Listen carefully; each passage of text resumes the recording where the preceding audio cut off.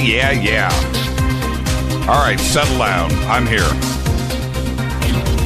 Fade to black. Bespoke radio for the masses. Today's Tuesday, November 22nd. 327 days into the new year. Just 39 days left. I'd like to welcome everybody listening all around the world, all across the United States. Hither and thither, to and fro, back and forth, up and down, east and west, north and south, far and near. This is Fade to Black. For KJCR, the Game Changer Network, and KGRA, the Planet. I'm your so humble host, Jimmy Church. Oh, man. Yeah. Tonight I'm going to do a little tribute to William Bill Cooper. Yes, I am. Tomorrow night is going to be another Fader night, but it is a special event with John Rappaport and his No More Fake Newsroom live. John is going to be co-hosting with me tomorrow night. He's going to be taking your calls. We're going to do his Living in the Matrix live. Open lines all night long. You've never had a chance to talk to John, right? Tomorrow night is it. Very special Thanksgiving night tomorrow night. Thursday night, we're taking the day off. Yes, we are. And Friday. And Saturday. And Sunday. Rita is not here with me underground in the bunker. She is at home prepping Thanksgiving dinner. She's on her way back home, I should say. She just stopped by the bunker and brought me Allison's recipe. That's right. Cornbread. And hot with butter. And I got to tell you, I just posted a picture. That's why I was late getting on the air, because the door busted open here at like 3 minutes till. And there they were, man, on the plate with butter on top. And I just posted a picture. I was like, man, before I destroy these, I need to take a picture and get it out there. So there you go. That's Allison's recipe. So then I did the cardinal sin, man. The number one rule that you don't break in broadcasting. You don't eat on the air. I can't turn this down. So popped it in my mouth and the thing just washed it down with some River Moon coffee. All right. Let's go. Let's get this show cracking. Tonight, I have wanted to do this for a long time. More on this in just a bit. Of course, it will be our show tonight. But William Bill Cooper. And he hasn't been with us for a long time. More on that, too, in just a bit. But, and his legacy and what he has left us, right? So we're going to go through all of that. I've spent a lot of time breaking things down, and I'll get to all of that in just a bit. I'm calling this the good, the bad, and the ugly. All right. Follow us on Twitter at JChurchRadio. That's what you want to do, at JChurchRadio. Facebook, YouTube, everything is Fade to Black, Jimmy Church Radio, whatever. Go figure it out yourself. You can do it. I have faith in you. You can email throughout the show tonight, Jimmy at jimmychurchradio.com. Allison just said thank you. No, Allison, thank you. All right. Thank you. Emma Frost says she's doing Fade to Black blend iced coffee. I did that the other day myself. Emma, it was a life-changing event when I did that. Man, it was like our last hot day, I think. It was just hot outside and I was working, and it's like, man, I'm just going to do iced. And it was epic. No doubt. Emma, good call. All right. Man, I'm looking at Twitter. Jaw-dropping claims made by William Cooper. Behold a pale horse. Yeah, you know what? I'm going to say this really quick. Behold the pale horse. Behold a pale horse. The first time that I read it, I thought this shouldn't be legal. That was the first thing that I thought, because it went and there were so many names that were in there, And also, you got to remember something about that book. That was pre-internet. In that, going and researching those names and stuff, you had to go down to the city friggin' library and go to town. Oh, man, it would have taken you forever to do that. Well, I'm sort of doing that tonight because some of the things that are in Pale Horse I have broken down tonight, too, as well. So, and I spent a lot of time on this, and I want you to just kind of jump into my frame of mind as we go through this. I have a couple of speeches here that we're going to break down. I have a bunch of written stuff that I'm going to narrate and recite on behalf of Bill and pick some of the stuff apart and just kind of analyze it. If I have some time, I'll take some phone calls, too, as well. Okay? All right. Where am I at? The Sandbox in Twitter is hashtag F2B. F2B. That is the Sandbox. All right. All right. Hold on a minute here. What's this say, Tammy? Thank God, Allison, because my grandma's recipe, according to Jimmy, was un-American. Oh, say what? What? It doesn't even make any sense.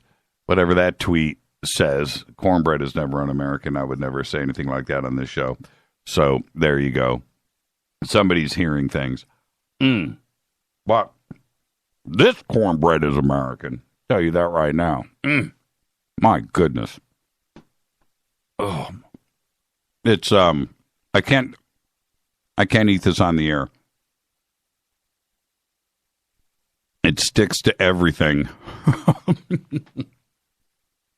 My lips, the roof of my mouth, my throat. Oh my God, that is like, oh, that is heaven. Oh, thank goodness I have some coffee here. Okay, let's get the show cracking. It's a big night tonight. Any questions or comments during the show, just use hashtag F2BQ. Please go visit all of our sponsors. All of the banners are posted. See, I can't even talk with this cornbread. All of our sponsors are right there. Click on all of the banners. Life Change Tea. Use the promo code Jimmy, either over the phone or online. It will take you to getthetea.com.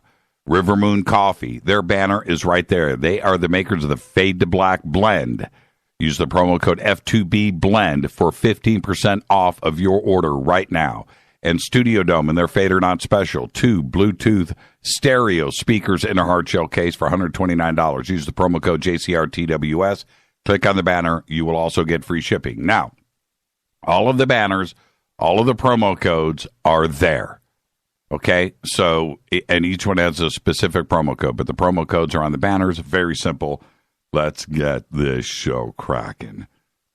Scarlett Johansson today is 32, and she will make the cut because of Ghost World, one of the great movies ever in the history of cinema. She won a lot of awards for that movie. It is unbelievable. But she made one of the best alien movies ever, too. One of the creepiest, one of the darkest, one of the strangest. Yes, it's called Under the Skin. Under the Skin. Go and see. If you haven't seen Under the Skin, pretty much check out of this show right now. You need to go check that out. Come back to the show. It's that good.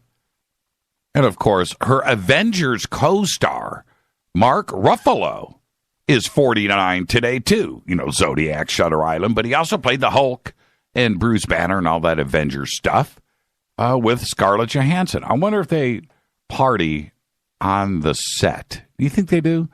Our dead guy's birthday today is the one and only, moment of silence, Rodney Dangerfield. 1921, 2004, died at the age of 82. One of the funniest humans ever, period.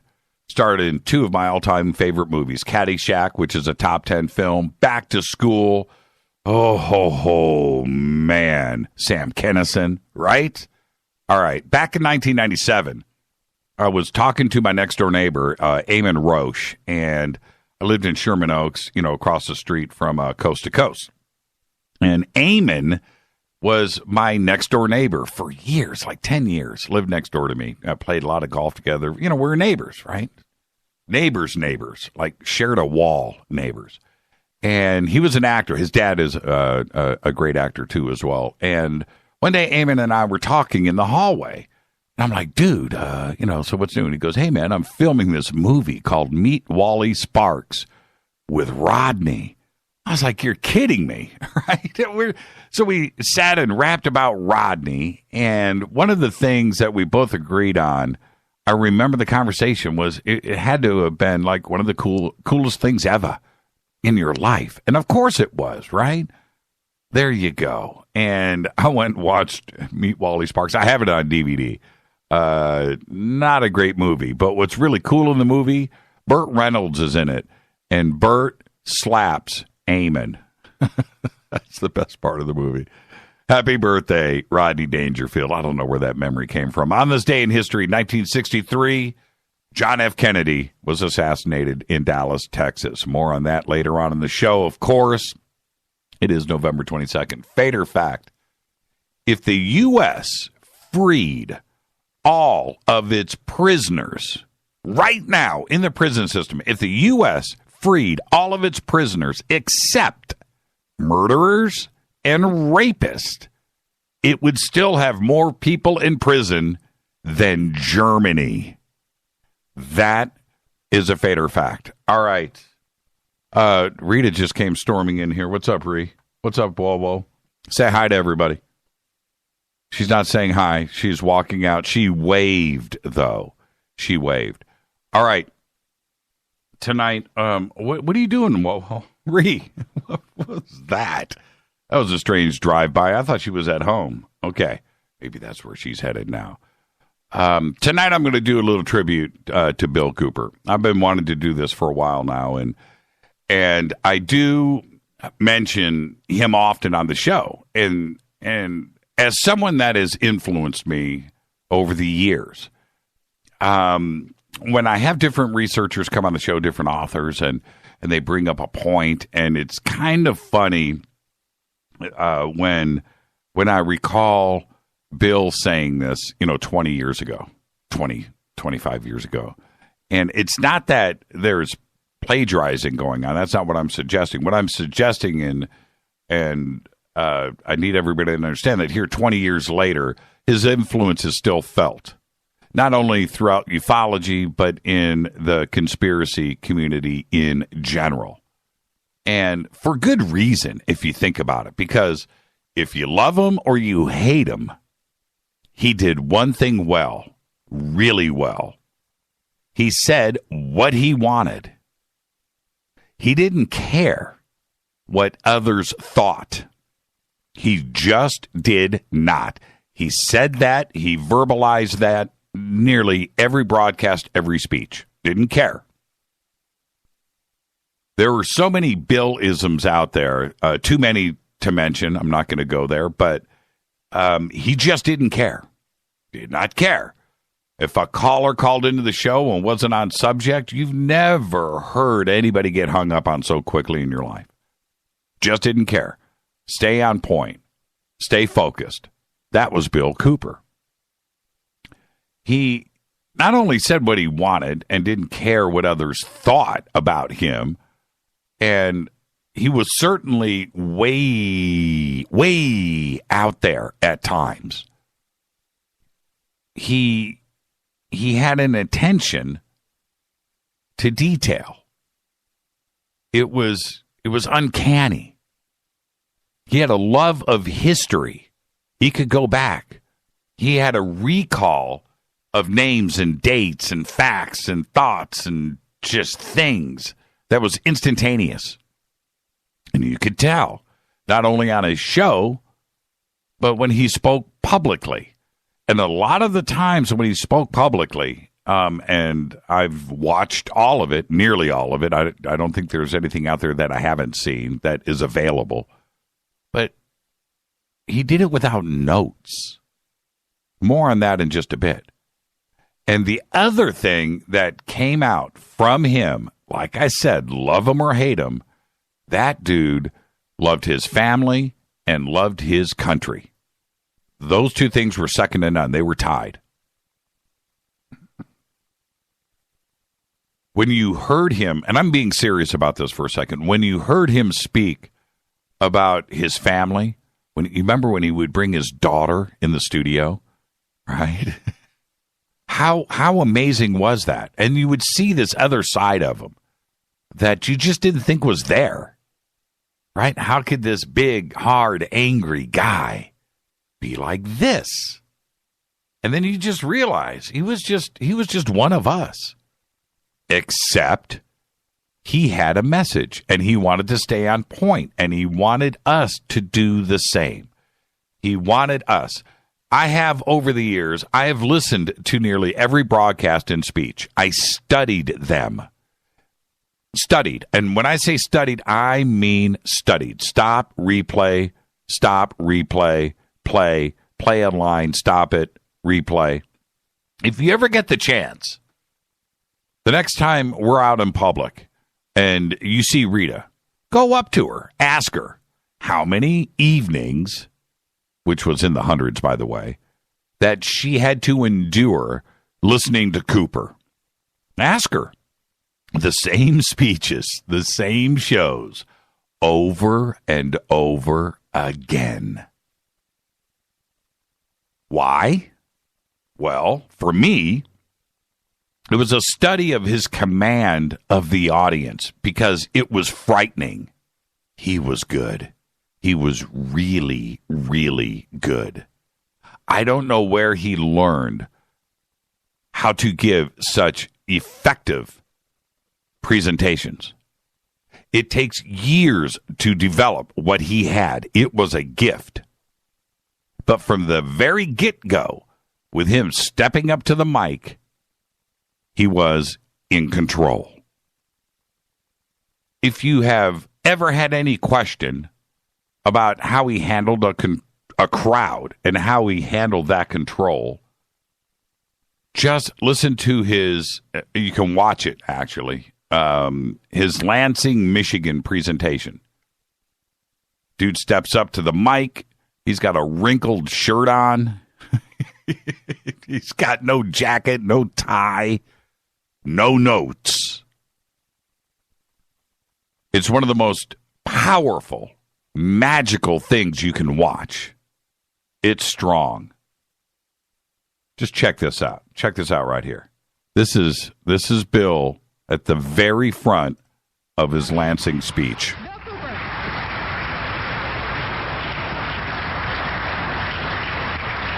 Thank you, Connie.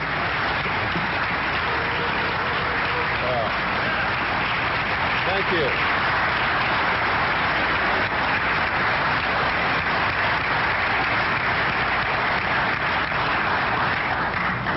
Well, you sure know how to make me feel very humble. Thank you so much.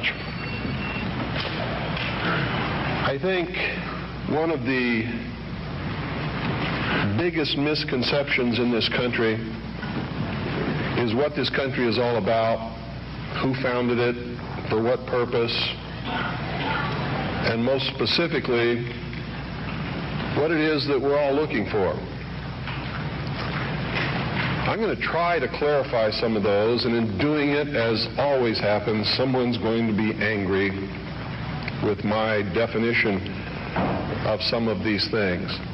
I've traveled all over the country. I've talked to probably hundreds of thousands of people individually over a lot of years.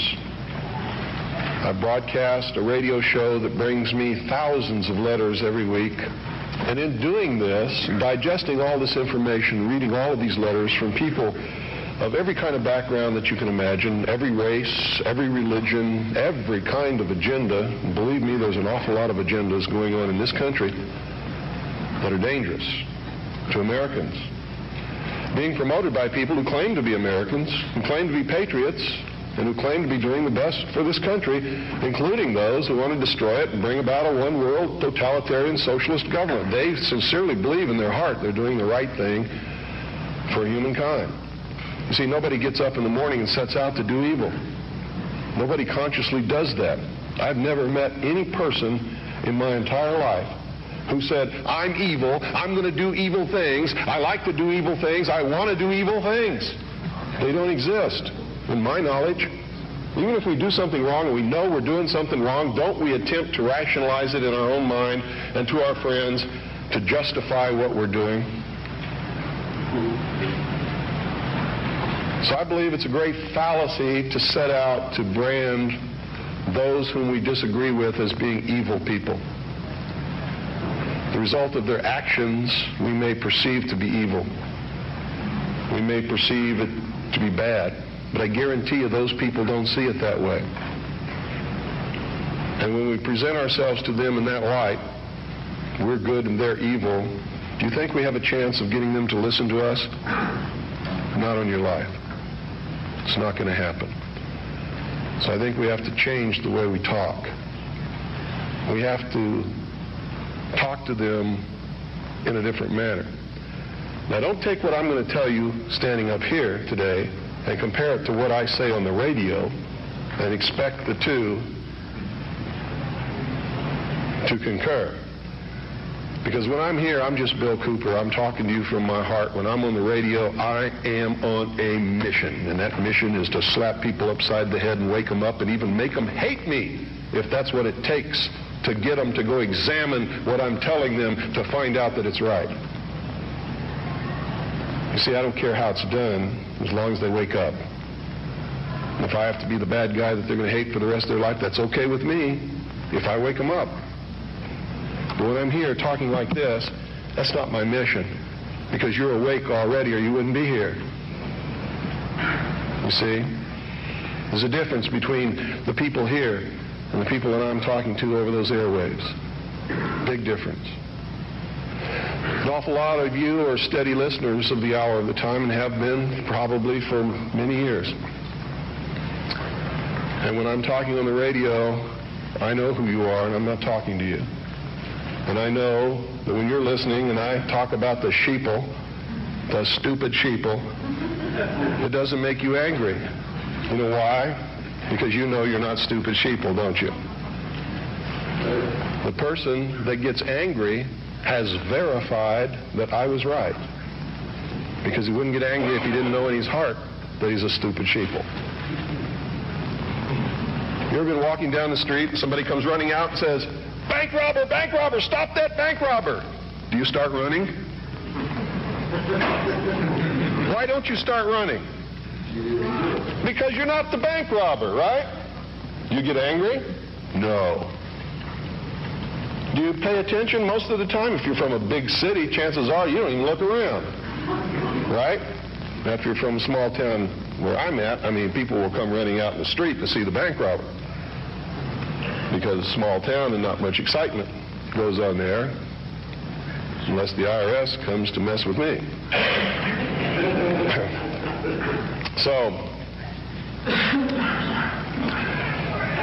what I'm going to talk to you about today comes from my heart, from my experience in life, from playing this role as messenger, which I take very seriously, from my efforts to wake up the American people, from my family, from all the letters that I get, the people that I talk to, just like I've talked to many of you here today. I've learned some things. And I think these things need to be passed on to you. And I think you need to start examining yourself, your agenda, your mission. Who are you? What are you about? What do you believe about America? Is it true?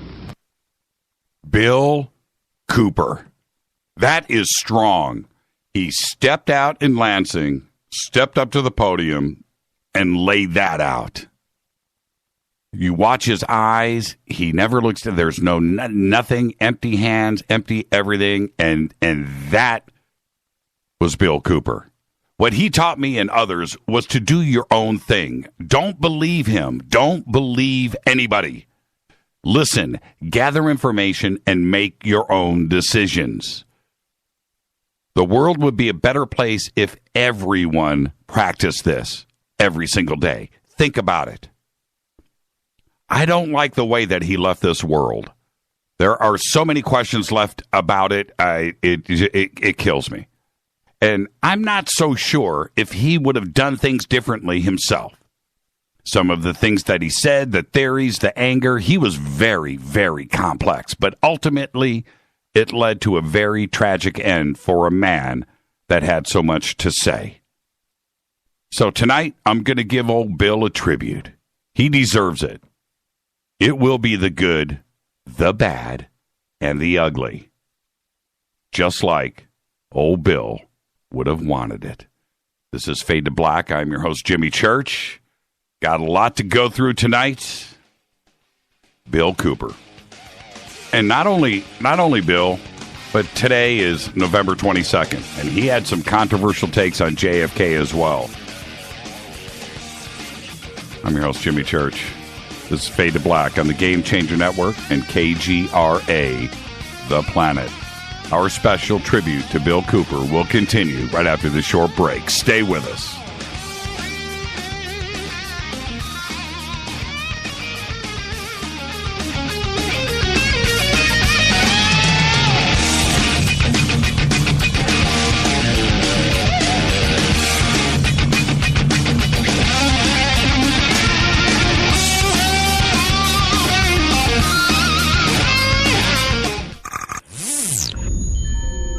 You're listening to Jimmy Church, Fade to Black. Fade to Black will now pause for alien identification. The station that talks the net. KGRA Radio. When you take the beans from Central America with dashes of Indonesian and African mixed in and then roast it to the dark side of Fade to Black, you create the ultimate brew of fringe. Introducing the Fade to Black blend from Rivermoon Coffee. Yes, Rivermoon's darkest customized roast was created for the love of Fade to Black. The alchemy of masterful roasting and smoking the beans is in every sip of this full-bodied, dark Java. I need my coffee dark, deep, with distinct bittersweet chocolate highlights, just like the bunker.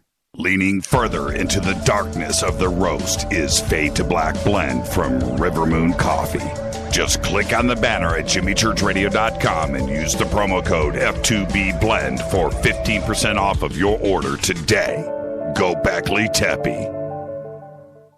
Hi, folks. In a world of GMO, genetically modified organisms, that is, chemicals, processed foods, and a healthcare system that's unraveling like a cheap suit, it's time to prepare. God created herbs, and herbs help man. Our body can heal itself, just sometimes we need assistance. You need some help? GetTheTea.com. That's GetTheTea.com. Our mild detox is quite powerful with its unique blend of 8 different herbs. And if you're looking for more, our non-GMO supplements will help you with different needs you might have. Health should be a top priority. Take care of your health naturally. Log on to GetTheTea.com. That's GetTheTea.com. Give your body a treat. Let the herbs do their thing naturally. Read all the testimonies on the website, GetTheTea.com. That's GetTheTea.com. Sickness and viruses are like intruders, and herbs are like warriors. Let the tea work for you. That's GetTheTea.com.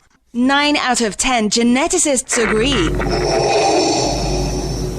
Fade to Black is not your father's radio show on the Game Changer Radio Network and KGRA, The Planet. Hi, this is Chase Kletsky with Fate Magazine Radio, and you're listening to Jimmy Church and Fade to Black on the Game Changer Network and the KGRA digital broadcast station where the Fadernauts rock. Hi, this is Rob Reiner from Anvil, and you're listening to JimmyChurchRadio.com. What's up? I'm Chris. What up? This is Kyle Manson. You're listening to Jimmy Church Radio.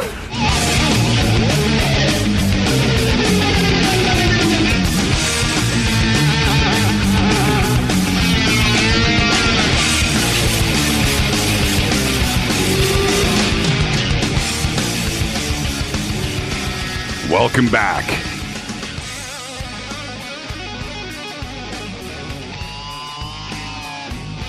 Are you ready?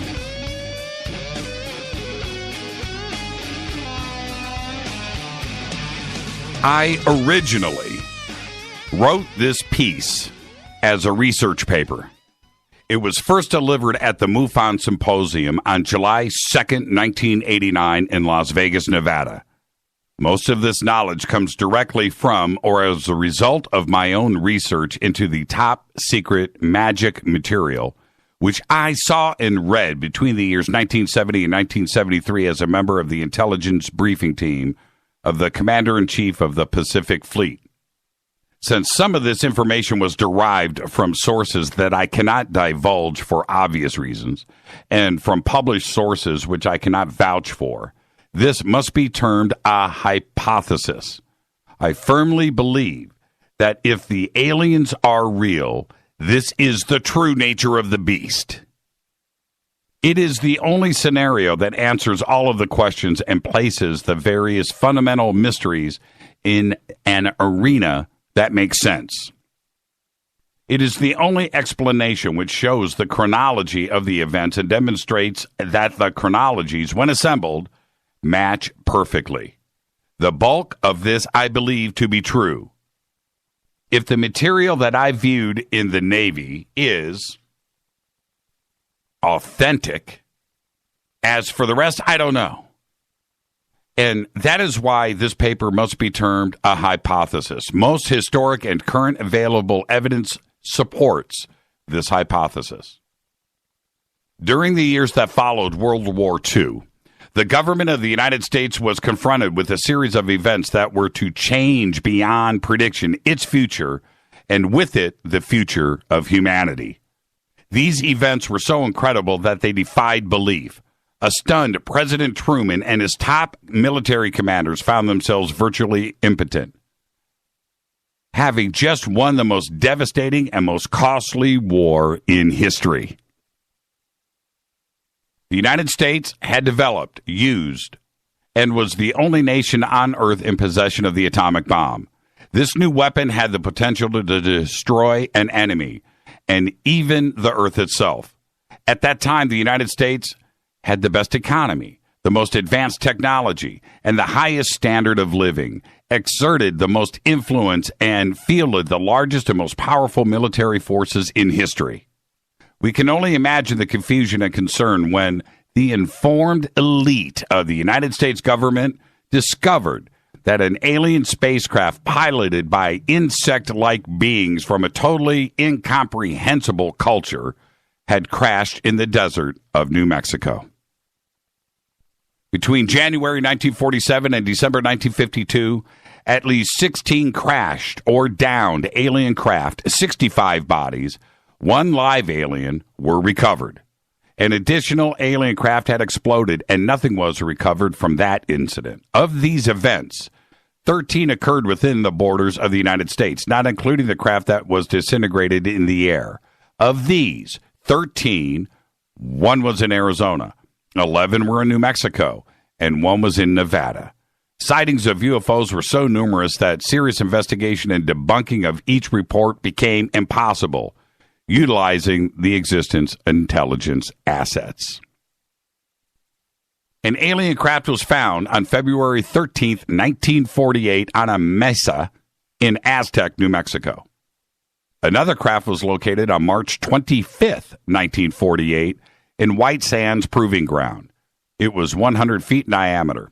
A total of 17 alien bodies were recovered from those two crafts.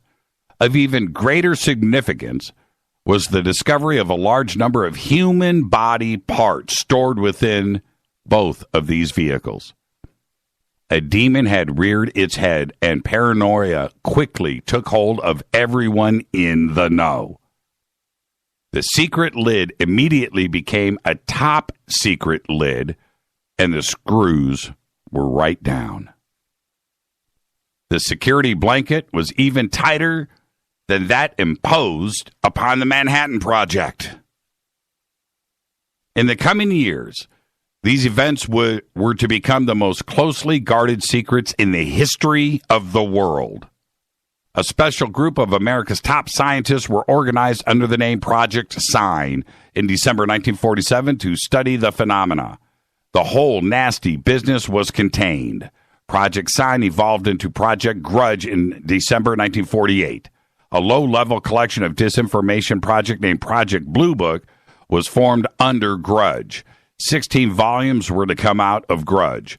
Blue teams were put together to recover the crashed disk of live aliens, and the blue teams were later to evolve into alpha teams under Project Pounce. During these early years, the United States Air Force and the Central Intelligence Agency exercised complete control over the alien secret. In fact, the CIA was formed by President Executive Order first as the Central Intelligence Group for the express purpose of dealing with the alien presence. Later, the National Security Act was passed, establishing it as the Central Intelligence Agency. The National Security Council was established to oversee the intelligence community, and especially the alien endeavor. A series of National Security Council memos and executive orders removed the CIA from the sole task of gathering foreign intelligence and slowly but thoroughly legalized direct action in the form of covert activities at home and abroad. Now, on December 9th, 1947, Truman approved issuance of NSC-4, entitled Coordination of Foreign Intelligence Information Measures, end quote, at the urging of the Secretaries Marshall, Forrestal, Patterson, and the Director of the State Department's planning staff, George Kennan. Now, at this point, I'm going to take a pause for a second, because what Bill Cooper did, not only in this presentation, which this is an official transcript of, and one that he distributed himself, he started to name names and facts. And one of them was these presidential orders, and one of them was this one, NSC-4. So I went and started to break this down. So I went to the source. I went to officialstate.gov/documents, which you can do and search yourself. So I went through all of his speeches and started to pull up all of these NSC numbers and documents just to see. Now, to be sure, what you need to understand, that this presentation was originally done in 1989, Las Vegas. And that's pre-internet. So to start to compile this kind of information, I've got 2 or 3 speeches here that I have pulled information from. Because when you start to say, second session report number 94-755, and you start to drop these things, where did this information come from? Today, we have the ability, obviously, on the internet to go and search anything. And these documents that he starts to name in these presentations, I called his bluff on, and I went and searched. Yes, they all exist. Okay, that's the first thing. And what's interesting most for me is that in 1989, to get these top secret NSC memos and their amendments is a Herculean task. I don't know how you would pull it off in 1989. I just don't know how that's possible. Most of these are labeled still top secret, even though they're released. What I'm saying is, when you go and look up these documents online, like at state.gov/documents, you can go there right now, or history.state.gov. That's another site. You can go and look at, and right there at the top secret, right? And each one of these documents, and I'm not too sure, and this goes to Bill's credit, I'm not too sure how much information he had when he got these documents, or who was feeding him this information, because you have to be able to go and know what you're searching for to request these. You just can't go and say, hey, I need something that says this, because somebody out there needs to go to a physical file, open up the file cabinet, go through, you can imagine trillions of papers, right? Trillions of documents. So you need to point them in a direction and give them a specific order and a number and so forth, and they can go and then pull it. They pull the document out, they scan it, or back in the old days in 1989, were making a copy of it, folding it up, putting it in an envelope, dropping it in the mail. Today, it's all done by email, as we know, and things are scanned. But in 1989, to pull this data up like this and name names and facts with these NSC orders is amazing to me. So he starts here with NSC 4, and I present you this little clip. Thorough researchers will soon discover that not all of the wise men attended Harvard or Yale, and not all of them were chosen for Skull and Bones or Scroll and Key membership during their college years. You will be able to quickly clear up this mystery by obtaining the book The Wise Men by Walter Isaacson and Evan Thomas, Simon & Schuster, New York. And under illustration number 9 in the center of the book, you will find the caption, "Love it with the Yale unit," above far right and on the beach. His initiation into Skull and Bones came at an airbase near Dunkirk. I have found that members were chosen on an ongoing basis by invitation based upon merit, post-college, and was not confined to only Harvard or Yale attendees. It also had something to do with how much money your family had, unless you were a military officer. A chosen few were later initiated into the Jason Society. They are all members of the Council on Foreign Relations, and at that time were known as the Eastern Establishment. This should give you a clue to the far-reaching and serious nature of these most secret college societies. The Jason Society is alive and well today, but now includes members of the Trilateral Commission as well. The Trilateralists existed secretly several years before 1973 because I saw the name of the Trilateral Commission in the documents in 1971. The name of the Trilateral Commission was taken from the alien flag known as the Trilateral Insignia. And that should give you some clue as to how much trouble you're in. Now, with that, as he brings up the Trilateral Commission and what was going on with Eisenhower back then, and the revealing of NSC 4, I went in and looked it up. The title, this is a meeting and the meeting notes. Now, this is what, and this is an official .gov site, the Office of the Historian, and you can follow everything there. And certainly throughout the show tonight, if you want to go and do that, you can, and you can see that all of this is documented. But it's amazing to me. And what is here that I don't know if Cooper had access to are the actual meeting notes, right? All of the abbreviation, all of the sources, the volume history, everything is here. Everybody that was at the meeting, McGeorge Bundy, Alexis Johnson, right? General Lyman and Leominster, General Maxwell Taylor, all at this meeting. And NSC 4 is a note on U.S. covert actions in compliance with the Foreign Relations of the United States statute to include the Foreign Relations Series comprehensive documentation on major foreign policy decisions and actions. The editors have thought to present the essential documents regarding major covert actions and intelligence activities.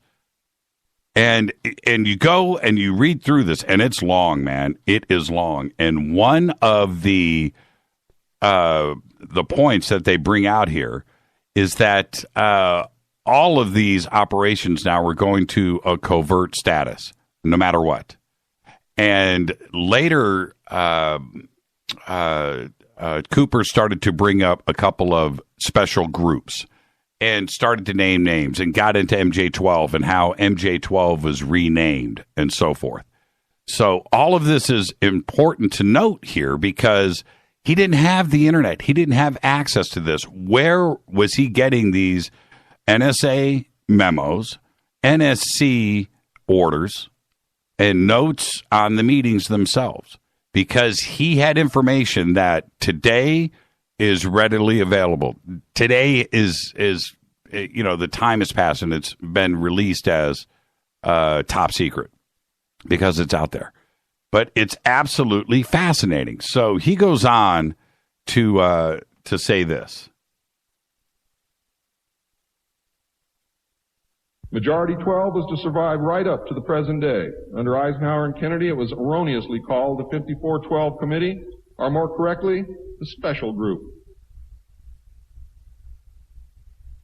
In the Johnson administration, it became the 303 Committee, named after the room that they met in at the White House when they met at the White House.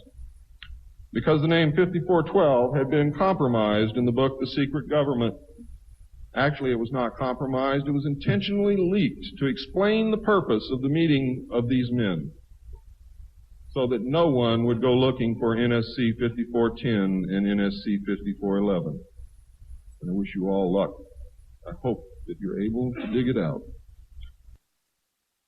Now, I pulled this document up on the official. Now, you heard what he just said, okay, about the 303 committee, how it was called Special Group 5412, which was after the NSC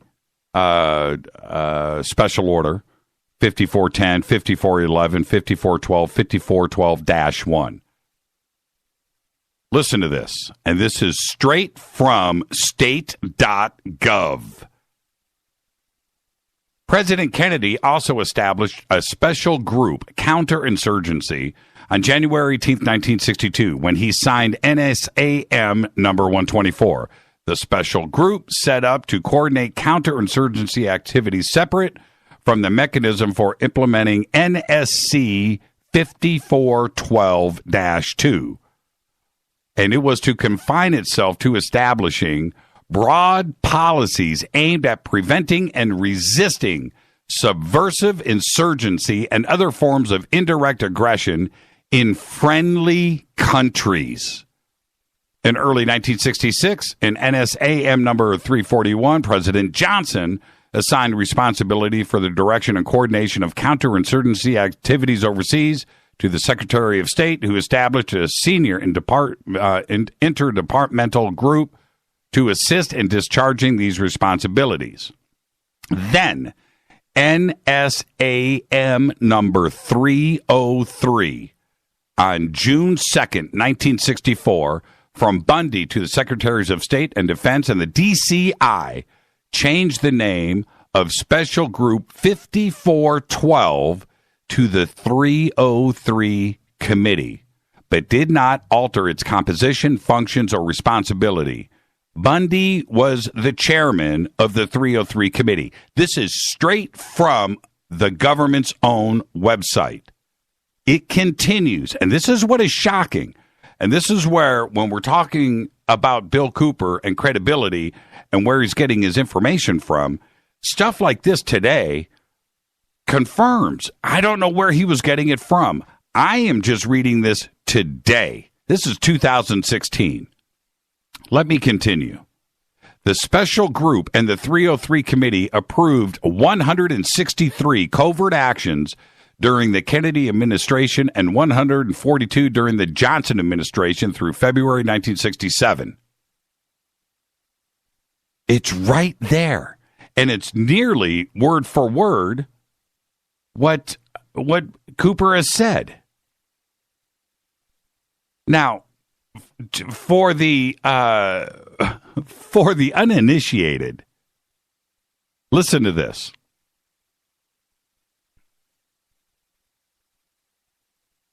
NSC 5412-1 that he refers to in that last statement and the renaming of the committee from 303.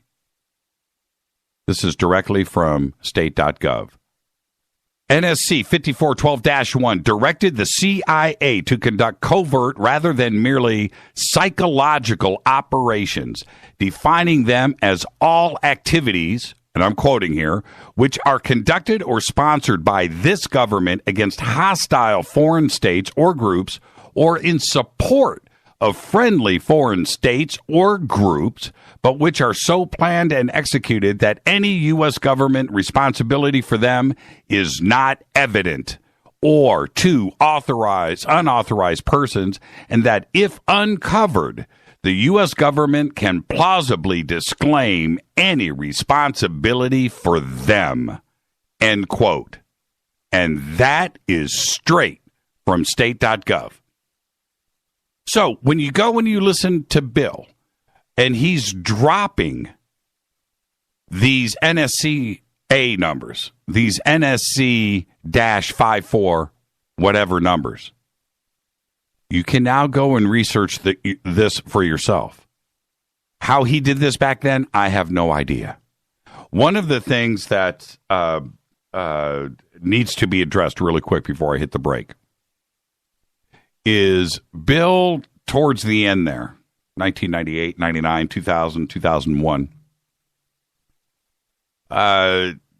got off of the alien agenda and to the New World Order agenda and what was going on around the world. He was making some pretty fantastic claims. Obviously, some of those panned out. Certainly what happened in Manhattan and New York City on 9/11, which he was still alive for, that was something that he called. He definitely called it. And back then, that put him directly on the government's radar. Now, the day that he passed away and how that went down and how he was provoked, that is, most of it is public and it's not open to question. But they definitely were coming after him. They were using a warrant. They provoked him. He had a neighbor. There was a gun waved around, allegedly. I wasn't there. But he had evaded arrest for a couple of years. There was a warrant out by the IRS, the feds, and he was able to evade that. Okay? But when this kind of stuff that I am reading to you now goes public like it does, and it did, it's a frightening situation for the government. You know, and then to go and turn him from a conspiracy theorist to a militia guy, right? I think was wrong. But that's how, when he passed, all of the news around the country labeled him as a militia guy, right? Which clearly he wasn't. There are some out there that may have listened to his message or read Pale Horse and read into it and extracted what they needed to for their own minds. I get that. It happens all the time. But I don't think that's what he was about. This is a different situation here.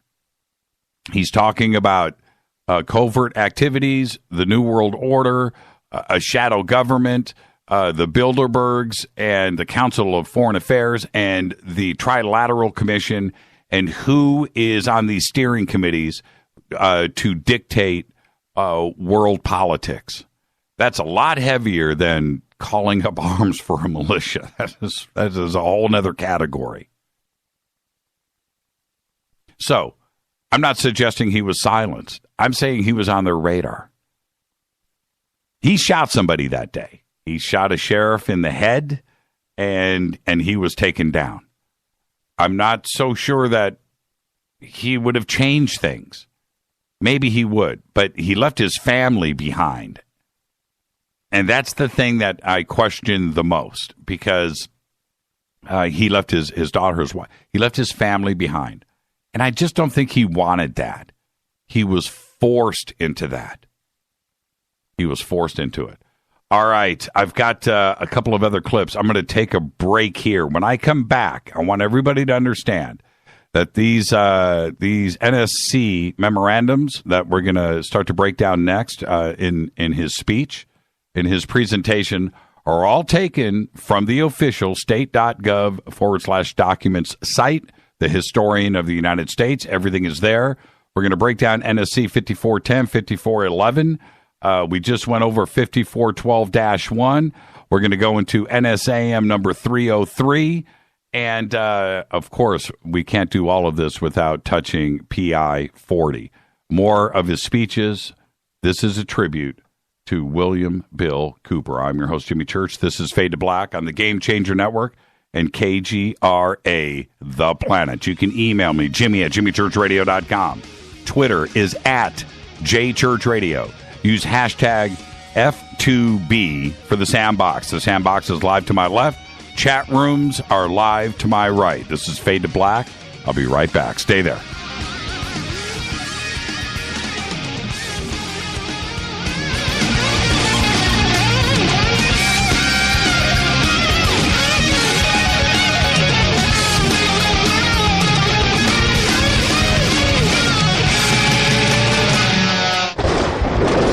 This is Fade to Black with Jimmy Church on the Game Changer Radio Network and KGRA, the Global Radio Alliance.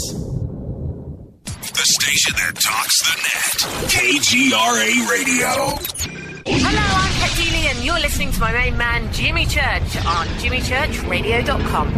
Hi, this is Ray Hobbs here, repping the planet, and you're listening to my good friend, Jimmy Church, Fade to Black, on the Game Changer Network and the KGRA Digital Broadcast Station. I'm getting older and noticing that my body just doesn't work as well as it used to. So I like to keep fit as possible by hitting the gym a few times a week. Recently, I started having a nagging bicep pain, and it got so bad I couldn't even lift the weights. When I was complaining about it to a friend, he told me about Angioprim. He said chelation helps remove toxins, heavy metals, and cholesterol in veins and arteries that may cause blockages. You know, after just 1 week of taking Angioprim, the pain was gone, and now I'm back in the gym full strength. Scientific research proves the active ingredient in Angioprim has superior oral chelation action that helps promote cardiovascular health. So to learn more, go to angioprim.com. That's ANGIOPRIM.com, or talk to a trained consultant. Call Angioprim toll free at 877-882-7221. You'll feel better with more energy. Call 877-882-7221 or go to the website angioprim.com. This is Toby Kebbell. You're listening to jimmychurchradio.com. Don't hurt me, Jimmy. I'm only little. Hey, I'm Adrian Grenier. And this is Ari Gold. We're of the Honey Brothers. Well, yes. We are of the Honey Brothers. Hey, I'm Adrian Grenier. And I'm Ari Gold. We're the Honey Brothers. And you're listening to Jimmy Church. The Revolution. What's up, Fadernauts? Studio Dome loves Fade to Black and the F2B audience so much that they have put together the ultimate stereo Bluetooth system. They've done it just for you. Man, check this out. The Studio Dome SBB2 stereo system is here. It's featuring 2 Studio Boombox 2 SBB2 wireless Bluetooth speakers, packed in its own custom hardshell case. This Studio Dome system features the very latest in stereo Bluetooth technology. The 2 full-range boomboxes are in true wireless stereo. You've got to hear this. It's amazing. It's just $129, and use the promo code JCRTWS, and you'll also get free shipping. It's simple. Just go to jimmychurchradio.com, click on the Studio Dome banner. Go Beckley Tepe. This is Micah Hanks of the Gralien Report, and you're listening to Jimmy Church on Fade to Black, across the globe on the Game Changer Radio Network and the one and only KGRA Radio, The Planet.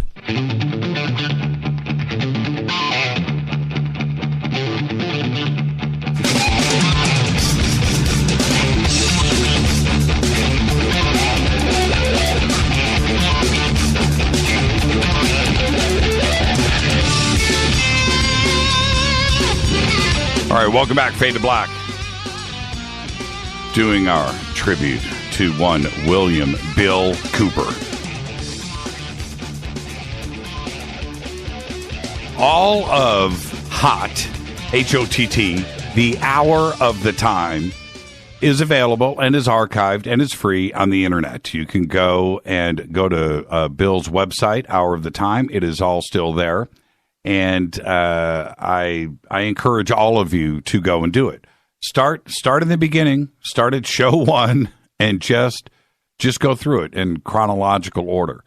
Then he does an amazing series called Babylon, and that is a history of the mystery schools going back to the dawn of time. I think that is the first one of the Babylon series is The Dawn of Man.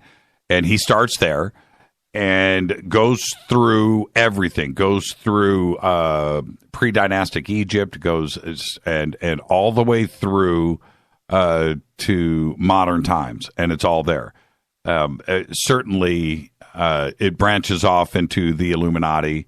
It lands, with the Bilderbergs and what's going on today. But that Babylon series, for history's sake, is some of the best. He reads directly from Jay Weidner, too, as well, and he gives Jay credit for that. But to go and listen to Bill and how he presents this and presents his ideas is amazing. Now, he did cause a sensation in ufology back in 1988 when he claimed that he had seen secret documents while in the Navy. And he talks about this a lot on his show. And he tells the story, and it's also in Behold a Pale Horse, where he is on a submarine. The submarine surfaces. He goes out, and while on the submarine, they observe this large craft come out of the water. I think he says it lasted about 10 minutes. It takes off, and then later it comes back and goes back into the water. He describes the craft and what he saw.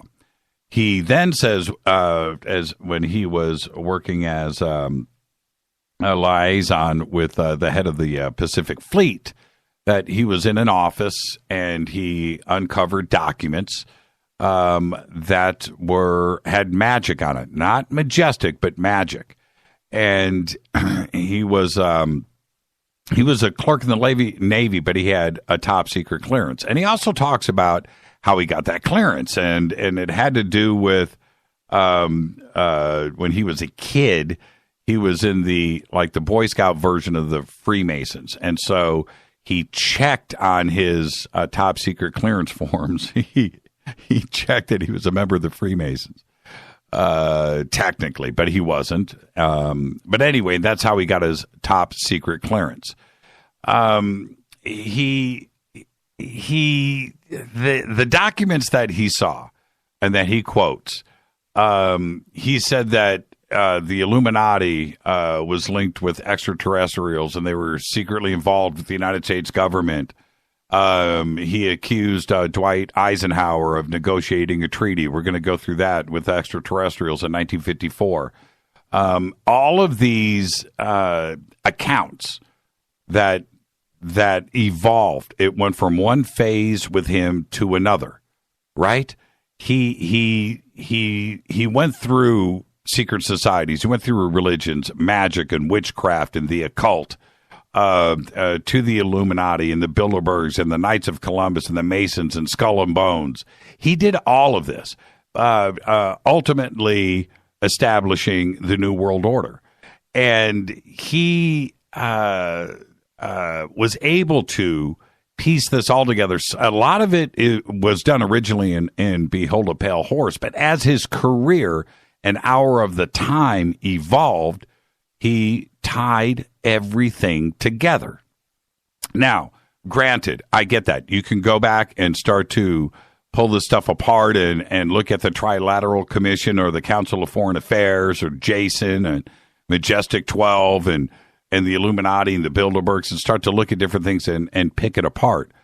But nobody else did this like he did. And I need to stress, this was before the internet. The internet came later for him in 95, 96, 97. Okay? So now, I did reach out to a few of the folks that worked with Bill Cooper and asked them to come on this show. I'm not going to say who or what, but they responded back, yes, okay, but we don't want to do another show about Bill's death. That's all anybody wants to talk about is what happened that day, what did we see, how did it go down, how gruesome it was, and we don't want to relive that anymore. It's been run in the ground. And my response back was, no, I don't want to do any of that. I want to talk about what it was like to work with him. What microphone did he use? What was the studio like? The library? How did you guys research? The research that was done, and I put this very politely in an email. The research that was done for Hour of the Time in Babylon was extraordinary. extraordinary research. You listen to Hour of the Time, and you just think to yourself, how did somebody put this stuff together day after day? It was just incredible. But I couldn't convince them that this show was going to be what it is right now, and they declined. Maybe they'll listen to this and agree to come on the show, and we'll do something else a little bit later, but they declined. There are a few people that did reach out to me over the last couple of years that knew Bill. I've talked to many people that hung out with Bill and stuff, and nobody really wants to discuss it, and I find that strange. I know people that went out with Bill at Area 51. They were there. He did a few trips out there to Area 51 to see stuff, and didn't want to come on the show. A couple of people that worked with him directly, not the few that I'm referencing right now, but others too as well, just didn't want to come on the show. And I just find that strange. And here we are so many years later. I was speaking with a researcher a couple of months ago that was at one of his, I think it was at the MUFON in Las Vegas, and was completely blown away. And at that MUFON speech, towards the end, and then I'm going to move on here. I just want to get these thoughts out. Towards the end of that famous speech, he starts to, I think he references Mars, right? I think that's where he was going. And some lady yells out from the audience, I don't want to, this is, I don't believe you, or something like that to that effect. And you hear somebody else say, a gentleman go, shut up. I want to hear what he has to say. And Bill turns to the audience and he says, man, I'm not a ufologist, man. I'm not one of you. I'm not. And I don't care if you believe what I have to say or not. I don't care. I've been planning on coming here and doing this presentation for a long time. And now I've done it, and now it's over, and now I'm relieved, okay? But after I leave here, you guys just take this information. This is what you do. You guys leave here with this information. I don't care if you believe me or not. And then the place erupts into applause. But it was a tense presentation. And Bill was out there speaking about things that nobody up to this point had ever heard before. All right, now with that, I want to play you this little clip right here about PI-40. And if you don't know what PI-40 is, you're going to find out right now. Actually, NSC 5412/1 was leaked to the author to hide the existence of NSC 5410. Under Nixon, Ford, and Carter, it was called the 40 Committee, and under Reagan, it became the PI-40 Committee. But over all those years, only the name changed. The positions remain the same. By 1955, it became obvious that the aliens had deceived Eisenhower and had broken the treaty. Mutilated humans, yes, mutilated humans, were being found along with mutilated animals, and yes, mutilated animals, and those of you who doubt that this is taking place should leave your job, should leave your home, should do whatever you have to do, and go look for yourself, because it's important that you know it and that you believe it. Now, in NSC 5411, 5410, which I believe I covered right before the break, 5410, NSC 5410 is to facilitate post-war development of an international organization, and you just need to listen to this. This is just insane to me. To facilitate post-war development of an international organization composed of the United States and friendly nations, and ultimately a world organization, which will have sufficient power and authority to enforce a just, peaceful, and secure international order. 5411 gets confusing. He references 5411 in a few different speeches and presentations, also on Hour of the Time. And when you look at 5411, which I have read, it's long. completely through. But the summary of it is the Cold War loss of Italy to communist control would result in profound political, psychological, and military damage to the free world. Such a loss would be a clear defeat of Christian European ideology by Soviet communist ideology at the historic seat of the Roman Catholic Church, a place behind the Iron Curtain, a country whose cultural and historical influence has played a great part in the development of Western civilization.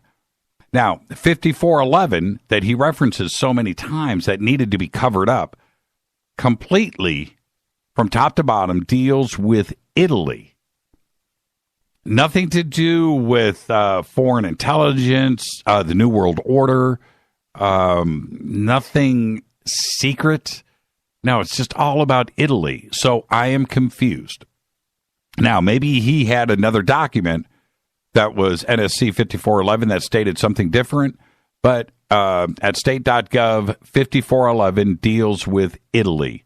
The one cool line from that document is that they couldn't let Italy go because of its influence, how it played such a great part in the development of Western civilization. And I found that interesting.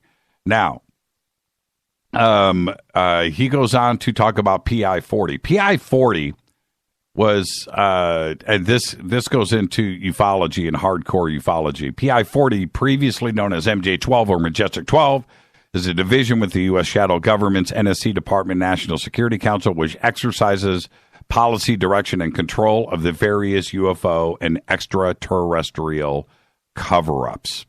All right, man, the phones keep going here. All right, you know what? I'm going to bust a phone call just because. Hi, you're live on Fade to Black. Oh, hi, Jimmy. This is Brian from Facebook.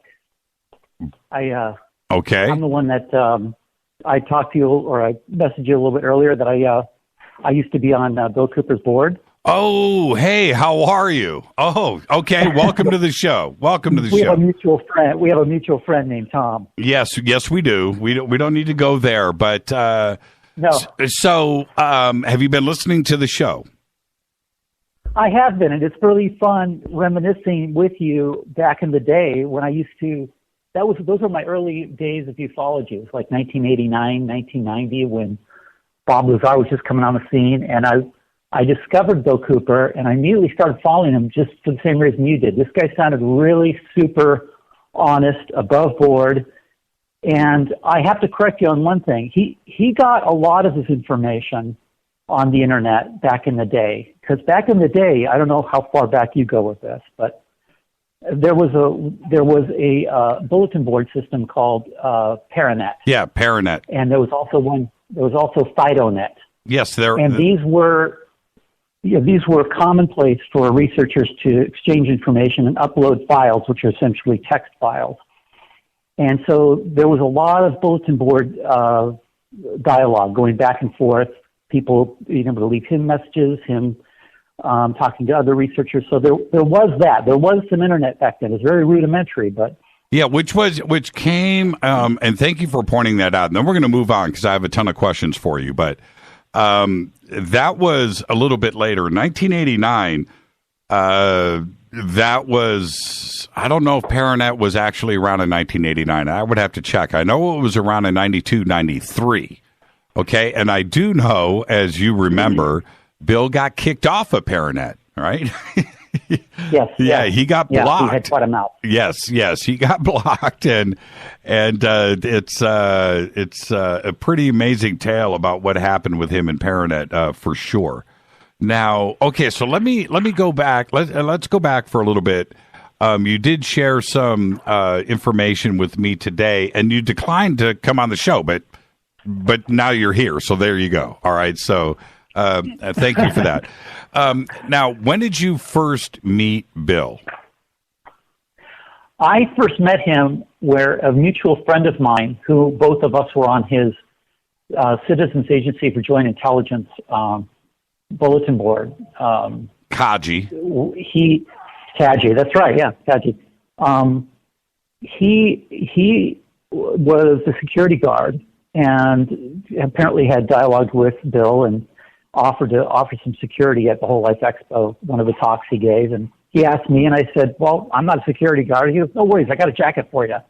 So we both went down there and met him, and he wanted us to kind of escort him up onto the stage and just stand there. And it was a little awkward. We were in front of the podium looking out over the crowd with our arms crossed, wearing these security jackets. And it was, I think it was a little bit for show, but I don't know if this was true or not, but he said, make sure nobody storms the stage. And I'm like, okay, whatever. Maybe this has happened to him in the past. And it was really nice. And afterwards, we had dinner with he and his wife, and he was, it was like a switch flip in that when we were with him in his private moment with his wife, having dinner, it wasn't about continuing with discussion anymore. He was, like you said, he was like this really nice guy. He was really great to talk to. And it was just that one dinner I had, but it said a lot about him, because a lot of things come over his bulletin board where you don't really get to hear the voice. You're just listening to messages and stuff. And so this was another side of him that I really, I thought was quite nice. He was, now take me to, that was at the Whole Life Expo. So that was up in San Francisco, right? No, that was L.A. That was the one in L.A., right? It was around 93. That was in 93? I think it was. And was that at the airport? Was that at a hotel? Yeah. Yeah, right. Yeah, it was at the Hilton. Yeah, at the Hilton. That presentation, I actually got word today from a close friend of mine that videotaped that. And I just told I've not seen that particular presentation done. And I'm going to get a copy of it. And that'd be interesting if you're standing there in the background. I've seen that before. I have seen a videotape of it. And there's a few shots where I'm in it. But by and large, it was really great to reminisce about him. And he just to follow up, he was an interesting figure in that also he was central in kind of tying together a lot of ufology issues. There was another gentleman with the last name of Swan who worked with him, I think, on the submarine and vouched for a lot of the things that he talked about. And there was also another gentleman named Bill English, and they both had seen Grudge Blue Book 13, which was a very controversial but substantial document at the time. Yeah. And what was his speech about at the Hilton? I think it was just pretty much at the time, it was an evolution of talking a little bit about his background, talking about the broader subject of being a patriot. To me, a lot of those speeches he gave, which I had quite a few of them, kind of followed the same thing. He would then get into his time on the, is it the USS Tairu, I think is what it was? That's right. SS-416. Right.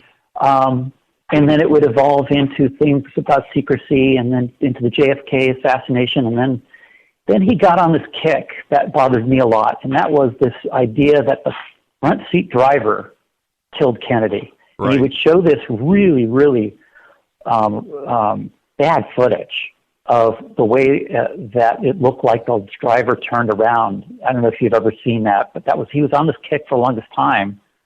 And there were so many people that came out and disproved it, showing, if you look at a really good, clear video, driver didn't do anything. It's just a play of light on the side panel of the car. It's just this funny play of light. And even long after that came out, he still stuck with his story. And that kind of bothered me a little bit because it was kind of like, Yeah, I remember that whole thing. And I want to be kind here.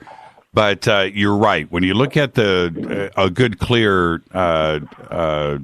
copy of the Zapruder film, you can tell that it's what he says is a weapon. It's a light reflection, right? That kind of, I mean, for a frame or two, looks gun-ish or looks weapon-like, but it is clearly just a reflection and a play on shadows, like you're saying. But it was his assertion that it was alien technology and it was some kind of thing, and then that Kennedy was first shot, and then what's his name, Gilman or whoever the driver was, turned around and finished off the job. And I don't know why Bill stuck to his guns on this, and I don't know if he was fed disinformation or if this was all completely on his own, where this idea and this theory came from. But it didn't have legs, and it hasn't held up over time. But he certainly, like you said, he stuck to his guns on this. Yeah. Now, I thought that was wrong.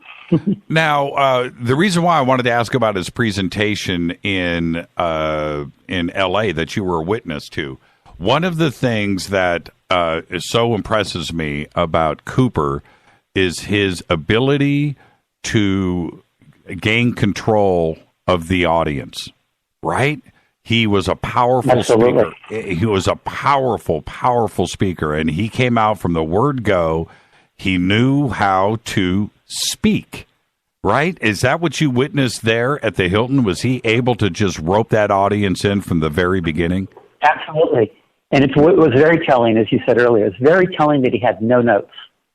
He would just stand there, use his hands, speak very honestly and openly about what he knows. And it's just nothing you see today. Today, somebody comes up to the podium, they've got a laptop or they've got plenty of papers and documents and folders. He just wanted to get this information out. He was very knowledgeable about what he was talking about. And he was dropping so much information and wanting people to go and do their own research on it. And that was really something that was, kind of interesting for me to hear, because I was relatively new to the subject, and I thought that the researchers that were out there were always holding their own keys to the truth, and yet always follow what they were saying. And he's like, no, you look into this stuff yourself. Don't believe me? Go look it up. And it was very true. There's so much of what he said, some of what you just revealed a little earlier, right? That you just do a little homework, and you'll find for yourself what the truth is. And that was something I admired in him. And was the audience quiet while he was speaking? You know what I mean? Were they just it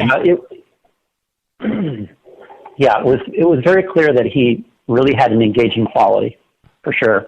And I encourage anybody to go online and look at some of his talks. And there's not really, in that sense, many other people I've seen that have done that so naturally and so well. Yeah, he would keep people transfixed, because he would get right to the heart of issues about people and about patriotism, about country, and that makes people really stop and pay attention. I think it's just very inherent in our makeup that when somebody's talking honestly and cutting to the core of the subject, it makes you want to stand up and pay attention. And he would have the room completely transfixed. How many people were at the Whole Life? Do you remember? 1,000?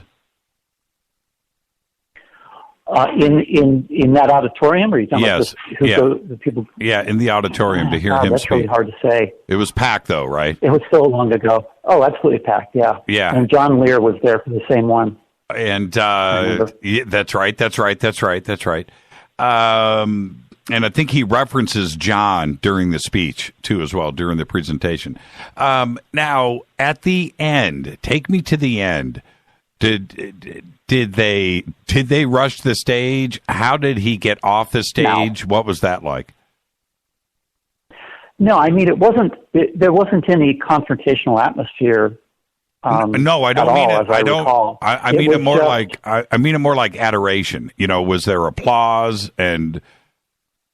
Oh, absolutely. Yeah. Yeah, I mean, he would always end on a very, very, I don't want to say a high note, but a note that sounds like, we've all got marching orders here now. Right. And there's a hope for humanity. We just have to stand up for things.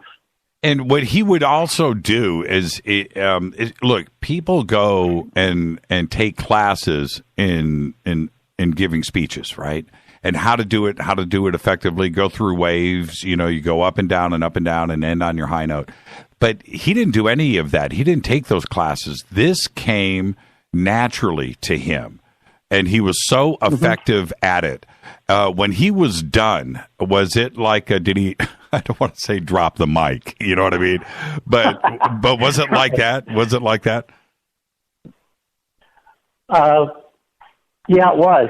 It was, I mean, the follow through and the way it happened at the end of these kind of talks is the people from the whole life would come up and be ready to receive him back to going back to wherever, and we would take him. God, I'm trying to think of where we took him. Oh, we took him to, I think, just off stage into a private room, and he probably fielded a few questions on the way or something.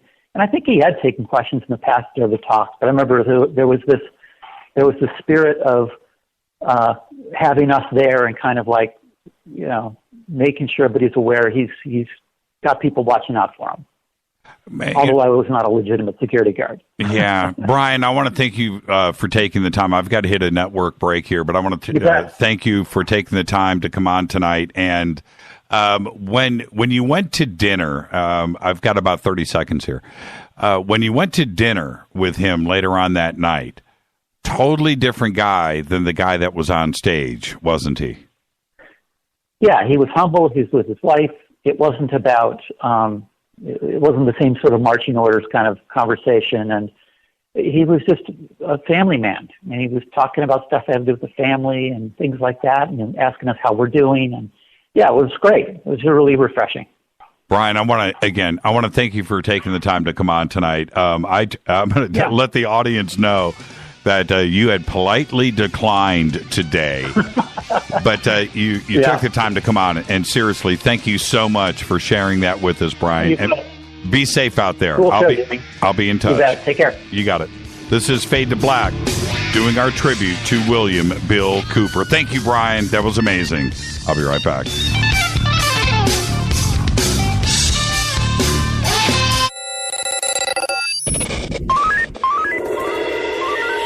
Way out here, we listen to Jimmy Church.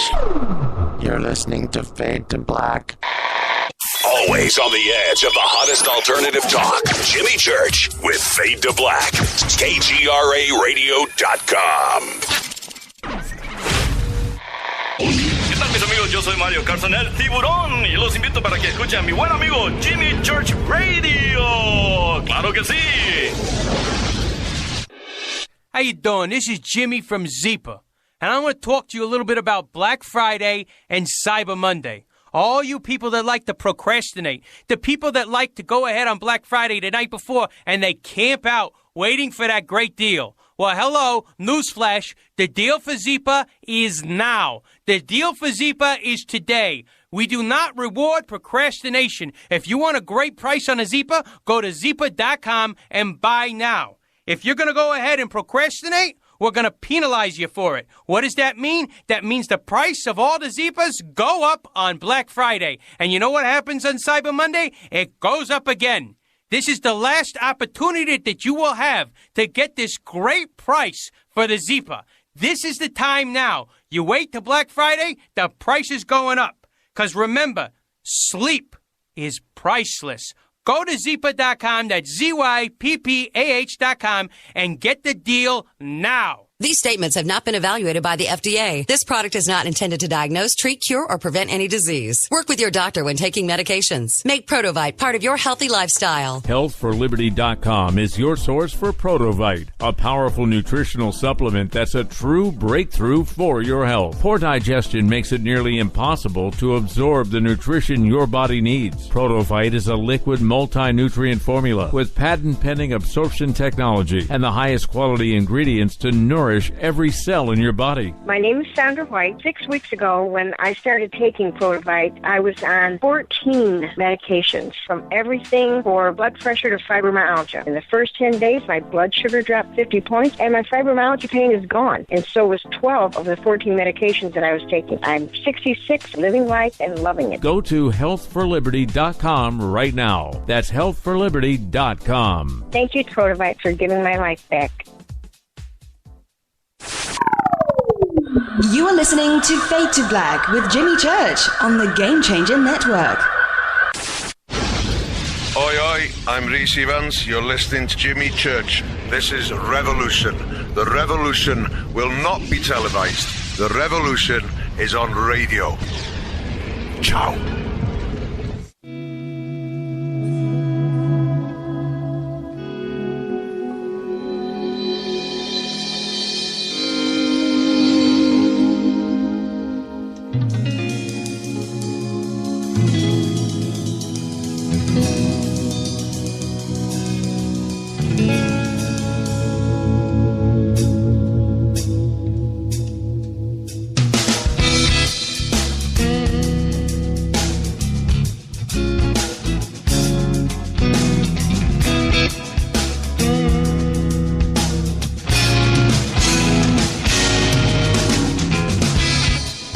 Welcome back. Fade to Black. This is my little tribute to William Bill Cooper. Thank you, Brian, for coming in. I almost didn't pick up that phone call. It just kept coming in. I was like, oh, I better do it. Thank you for that. And, yeah, he was on, as, a member of his security team here in Los Angeles. He was on the board of directors for CAGI. And there you go. And to get that is everybody, to get that inside part is really cool. We needed that tonight. But everybody that I have talked to that saw one of his presentations, that knew Bill personally, they all say the same thing. The dude was very smart. He was strong. He was out there, but he believed in himself and he believed in his message. And that's the thing. All right. Now, I got a couple of other things I want to jump into right here. Now, just listen to this. These actions established a buffer between the president and the information. It was intended that this buffer serve as the means for the president to deny knowledge if leaks divulge the true state of affairs. This buffer was used in later years for the purpose of effectively isolating succeeding presidents and the knowledge of the alien presence other than what the secret government and the intelligence community wanted them to know. NSC 10-2 established a study panel which met secretly and was made up of the scientific minds of the day. The study panel was not called MJ-12. Another NSC memo, NSC 10-5, further outlined the duties of this study panel. These NSC memos and secret executive orders set the stage for the creation of MJ-12 4 years later. Secretary of Defense James Forrestal objected to the secrecy. He was a very idealistic and religious man. He believed that the public should be told. James Forrestal was also one of the first known abductees. When he began to talk to the leaders of the opposition party and leaders of the Congress about the alien problem, he was asked to resign by Truman. He expressed these fears to many people. Rightfully, he believed that he was being watched. This was interrupted by those who were ignorant of the facts as paranoia. Forrestal later was said to have suffered a mental breakdown. He was ordered to the mental ward of Bethesda Naval Hospital, and in spite of the fact that the administration had no authority to have him committed, the order was carried out. In fact, it was feared that Forrestal would begin to talk again. He had to be isolated and discredited. His family and friends were denied permission to visit. Finally, on May 21st, 1949, Forrestal's brother made a fateful decision. He notified authorities that he intended to remove James from Bethesda on May 22nd. Sometime in the morning of May 22nd, 1949, agents of the CIA tied a sheet around James Forrestal's neck, fastened the other end to a fixture in his room, and threw James Forrestal out the window. The sheet tore and he plummeted to his death. James Forrestal's secret diaries were confiscated by the CIA and were kept in the White House for many years. Due to public demand, the diaries were eventually rewritten and published in a sanitized version. The real diary information was later furnished by the CIA in book form to an agent who published the material as fiction. The name of the agent is Whitley Strieber, and the book is Majestic. James Forrestal became one of the first victims of the cover-up. Yeah, in his own words. Now, with that, I want you to listen to this. The positions remain the same. By 1955, it became obvious that the aliens had deceived Eisenhower and had broken the treaty.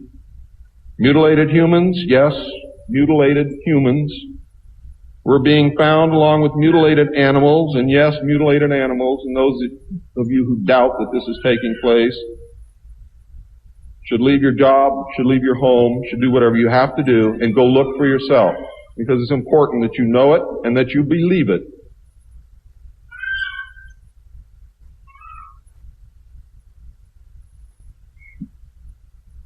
These things were being found all across the United States.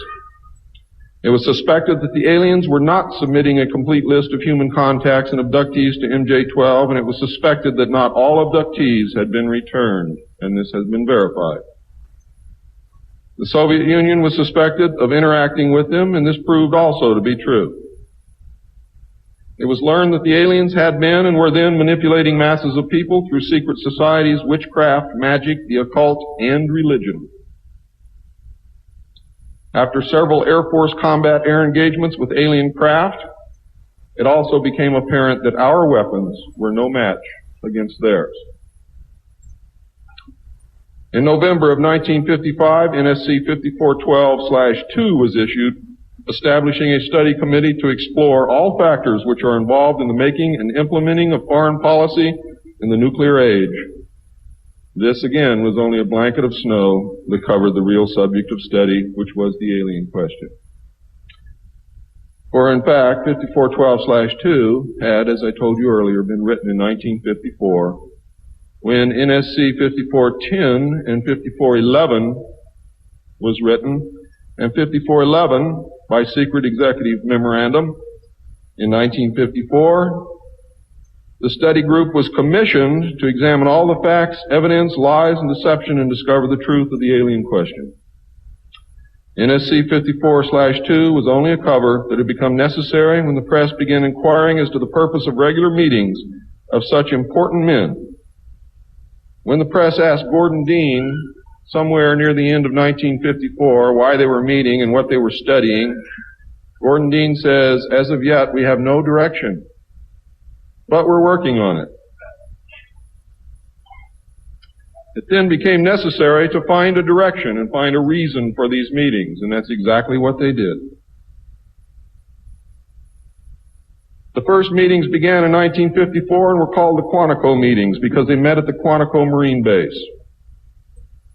See, one thing I knew, ladies and gentlemen, I know who they are.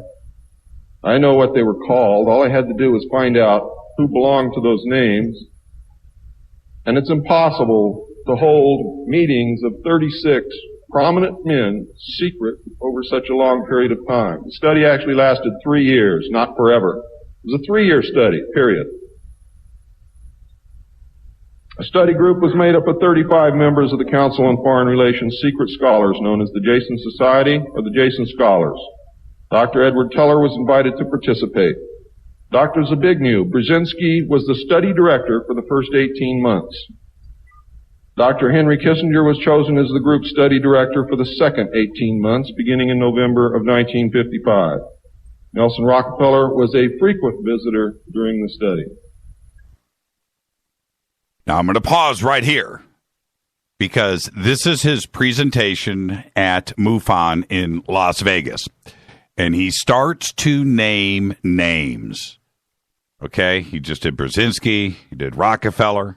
I think he hit Kissinger. If not, he will in just a second. I'm sorry. I'm doing some other stuff. But he starts to name names here. And so one of the things that I have noted over the years, I've listened and studied this speech dozens and dozens and dozens of times, and I've made notes. And what he does here now, I think, is so important because he goes through a list of names. Now, it's one thing to hear Brzezinski or Kissinger or Rockefeller. We know those names, Edward Teller. We know those names and who they are about. Then he goes through a list of names of people that you just don't know. You've probably never heard of. And I have taken the time to break this down. I've gone through this list so many times and checked into the backgrounds of everybody that is listed. And what's important to note is that the list, the names is so strange, so varied, but yet so strong, and how they are connected to each other. It's very, very, very telling. If I would have been at that presentation in 1989 and I'm writing these names down and then I've got to go and find out who all of these people are and their backgrounds and stuff, it would have been a daunting task at best. Today, and certainly over the last 10 years, it's a bit easier. But I've done it for you. So with that, I'm going to, let me back up here. Okay, here we go. Let's go through this list of names really quick. And then at the top of the hour, after I continue to break this down, I'm going to open up the phone lines to you. Okay, here we go. I'm going to read you the study group members now. For those of you who know who these people are, you're going to be amazed. Those of you who do not, I advise that you purchase a copy of my text, which will be on sale the minute that I finish my last word.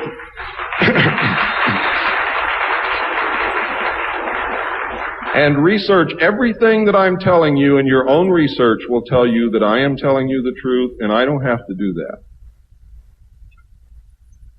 You see, I'm a witness. I'm not a ufologist, and I'm not by profession a researcher. I'm doing this because I want the Constitution put back where it belongs.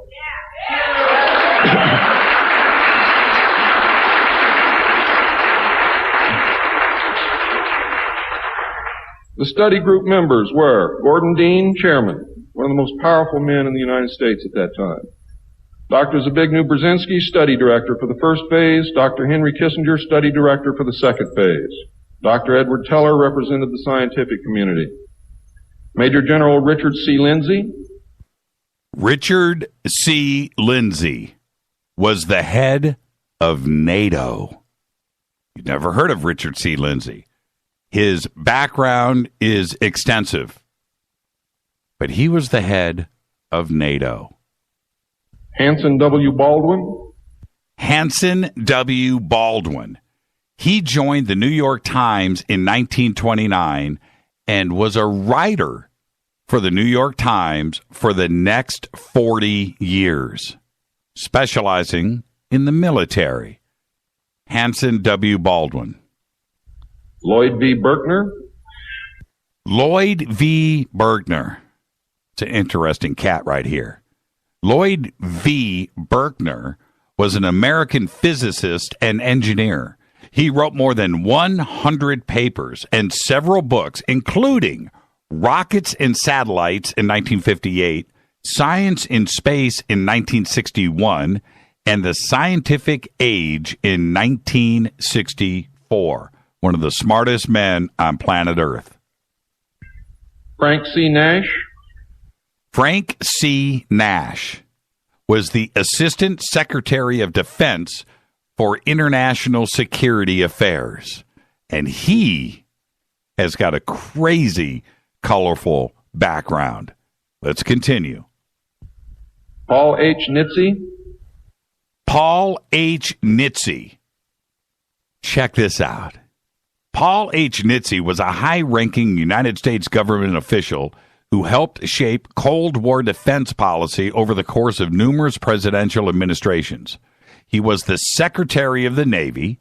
He also served as Deputy Secretary of Defense, co-founder of Team B, a 1970s intelligence think tank that challenged the national intelligence estimates. Paul H. Nitze. Let's continue. Charles P. Noyes. Charles P. Noyes. This is an interesting cat here. He was an attorney, but he was also a diplomat. He was a member of the United States mission to the United Nations. He worked for the Department of Defense and in the 1950s was a consultant to the Rockefeller Fund. You can't make this stuff up. Continuing. Frank Pace Jr. Frank Pace Jr. Frank Pace Jr. made the cover of Time magazine in 1958, but you've never heard of him. He graduated from Princeton, graduated from Harvard, and headed the Army during the Korean War. He was chairman of the American Council of NATO in 1957. He was a member of the President's Foreign Intelligence Advisory Board in 1961 for Kennedy. Think about what Bill Cooper is laying out here. Are you seeing it get put together? Continuing. James A. Perkins. James A. Perkins. Check this dude out. He was the 7th president of Cornell University. And he was also a member of the steering committee of the Bilderberg Group. James A. Perkins, and you have never heard of him. Bill Cooper did. Don K. Price. Don K. Price was deputy chairman of the U.S. Department of Defense's Research and Development Board. He was an advisor to President Kennedy on the structure and operations of the U.S. federal government. Don K. Price. Is this nuts? I've got more. David Rockefeller. Oscar M. Rubhausen. So David Rockefeller made the list. I don't need to go into David Rockefeller, right? But who was Oscar M. Rubhausen? He was a prominent New York City lawyer and an advisor to Nelson Rockefeller. And not only that, he was chairman of a task force on protection from radioactive fallout as special advisor on atomic energy. Think about this. Bill Cooper continues. Lieutenant General James M. Gavin. All right, James M. Gavin. I almost need to pause here for a second because James M. Gavin was a World War II hero. He was portrayed by Robert Ryan in The Longest Day. You remember that scene when Robert Ryan comes in to the headquarters, right, and starts laying out what needs to be done? He was playing Lieutenant James M. Gavin. And he was played by Ryan O'Neal in A Bridge Too Far. Right?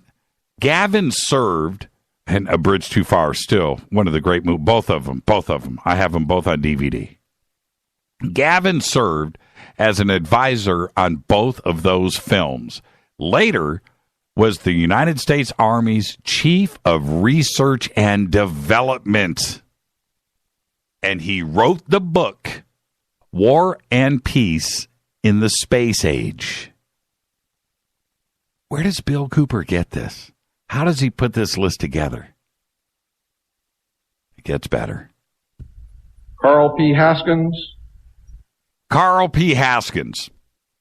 Carl P. Haskins served as president, research director, and chairman of the board of Haskins Laboratories from 1935 until 1987.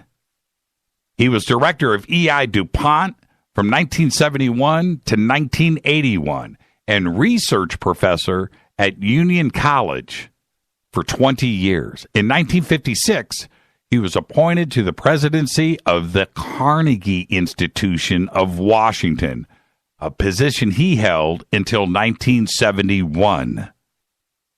Where do you get this name from? Where does this... I'm telling you, this list is so compelling, and I'm only halfway through. Here we go. James T. Hill, Jr.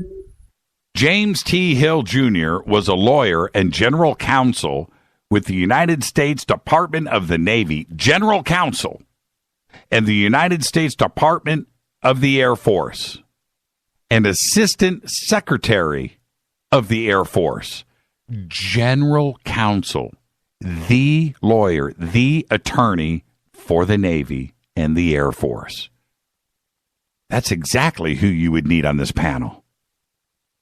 Think about that. Joseph E. Johnson. Joseph E. Johnson, I have tried to nail down over the years. Can't find anything on this guy. Joseph E. Johnson, by most accounts that you can find out there, was a Civil War hero that died in like 1870. Okay, so the Joseph E. Johnson here that Cooper has referred to more than once, I can't find anything on. I can't. You can search Joseph E. Johnson UFO, Joseph E. Johnson Defense, Joseph E. Johnson Military, Pentagon, Washington, diplomat, bank. You can do whatever you want. This guy is a ghost. Joseph E. Johnson. Mervyn J. Kelly. Mervyn J. Kelly. He was an American physicist and director, are you ready, of Bell Labs. He was director of Bell Labs from 1951 until 1959. You know what happened in 1947 because he was part of it. In 1947, right after the Roswell crash, he formed the research group which developed the transistor along with William Shockley. Now, it's one thing to have William Shockley's name here, but he's not on the panel. It's Mervyn J. Kelly that is. Check out this next guy, Frank. Frank Altschul. Frank Altschul. Frank Altschul you've never heard of. And don't tell me that you have. Frank Altschul and his family runs under the radar. Super uber rich. The real money. In 1961, Altschul donated, in 1961, he donated $500,000 to Yale University. $500,000 in 1961. I don't know what that is in 2016 dollars, but it's big, big bucks. And then in 1964, he donated another $500,000 large to Williams College. Then in 1969, donated $1 million to the Mount Sinai School of Medicine. And then dumped a ton of cash. Donated heavily to the Stanford Observatory in Connecticut. Now, why would he do that? Well, you know what? That's not all about Frank Altschul. Frank Altschul, to top it all off, he was the vice president and secretary of the Council on Foreign Relations. Yeah, man. Continuing. Hamilton Fish Armstrong. Hamilton Fish Armstrong was the managing editor of Foreign Affairs, the Journal of the Council of Foreign Relations, for 50 years. 50. Where does this research come from? Major General James McCormick Jr. Now, General James McCormack Jr., pretty famous guy. Except, most people don't know about his background. You may have heard his name. He was the first director of military applications of the United States Atomic Energy Commission. He originated the proposal that the National Advisory Committee for Aeronautics be used as the basis for a new space agency. That's right, NASA. Robert R. Bowie. Robert R. Bowie was a member of the Council of Foreign Relations, the Trilateral Commission, the American Law Institute, and the American Academy of Diplomacy. Take that. McGeorge Bundy. McGeorge Bundy. I've talked about him a couple of times already in the show. He was an American expert in foreign and defense policy, serving as the United States National Security Advisor to President John Kennedy and Lyndon B. Johnson from 61 through 66, and later a scholar in residence at, once again, the Carnegie Corporation. William A.M. Burden. William A.M. Burden served as a trustee of Columbia University, right? Okay. Director of the Council of Foreign Relations and chairman of the Institute for Defense Analysis. John C. Campbell. John C. Campbell, no information found. Another ghost. Thomas K. Finletter. Thomas K. Finletter. Check this dude out. President John F. Kennedy's appointed ambassador to NATO. George S. Franklin Jr. George S. Franklin Jr., Harvard and Yale grad who spent years and years with the Trilateral Commission. I. Rabbi. I. Rabbi, very famous guy, American physicist, Nobel laureate, recognized in 1944 for his discovery of nuclear magnetic resonance. That's right. Also, cavity magnetrons, which is used in not only microwave radar, but your microwave oven. Roswell L. Gilpatrick. Roswell Gilpatrick, very interesting guy, was a prominent New York City corporate attorney and government official who served as Deputy Secretary of Defense from 61 to 64, when he played a pivotal role in all of those high-stakes strategies in the Cuban Missile Crisis, advising Kennedy as well as Robert McNamara and McGeorge Bundy on dealing with the Russian nuclear missile threat. And he was also an alleged lover of Jackie Kennedy. Later had ties to Watergate. That's a crazy dude. N.E. Hallaby. Nothing found on N.E. Hallaby. General Walter Bedell Smith. Nothing. Paul Beadle. Paul Beadle. Nothing found.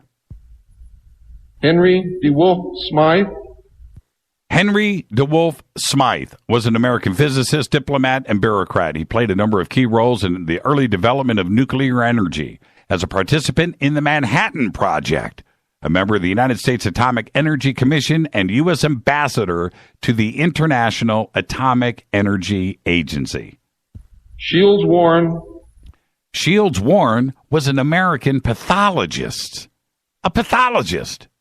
On the commission, he was among the first to study the pathology of radioactive fallout. Harold L. Wilson. Harold L. Wilson, another ghost. Nothing out there. And Arnold Wolfers. Now, I'm going to end it here. I'm on a break.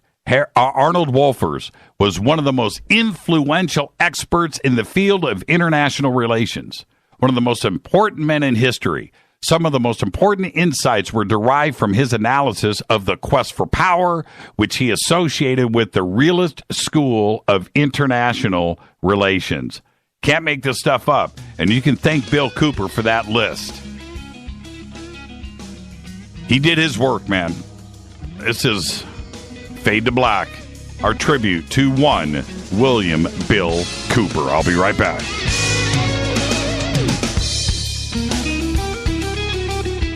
Hi everybody, this is Rob Halford, the Metal God on JimmyChurchRadio.com.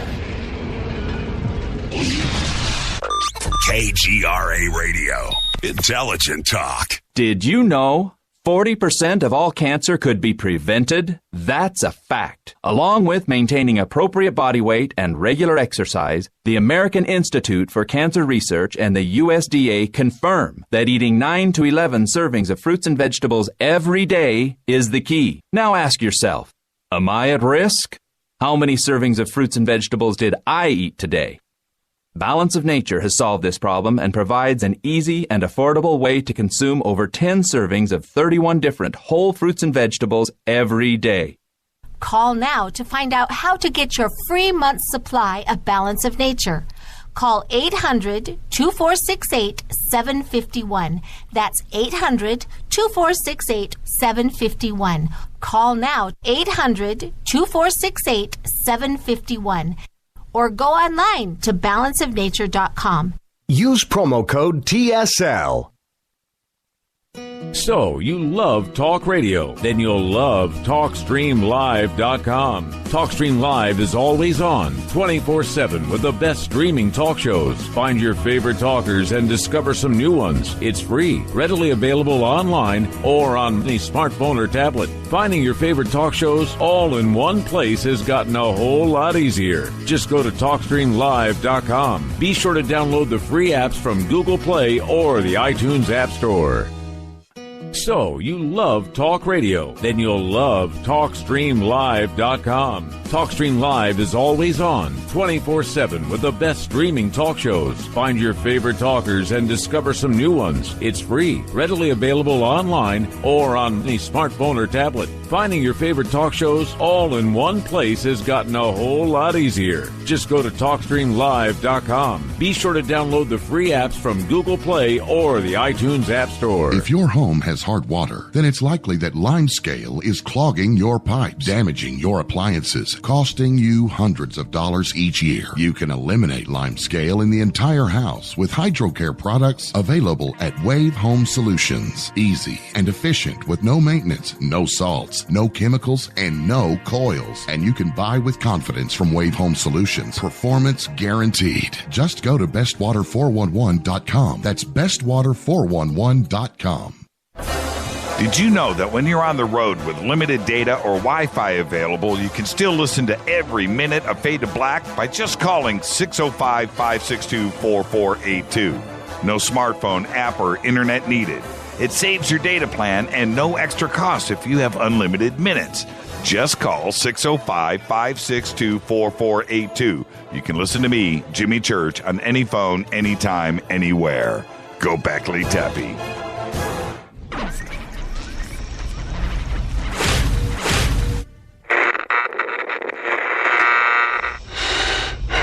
You want to know a secret? I love ponies. I really love ponies. I'm serious. I couldn't stay sane without ponies to brush. Why Fade to Black?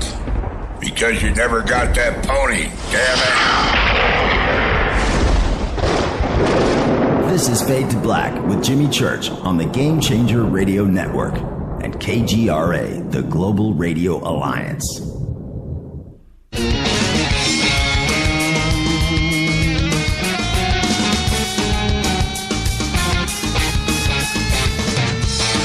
All right, welcome back. Doing my little tribute to William Bill Cooper.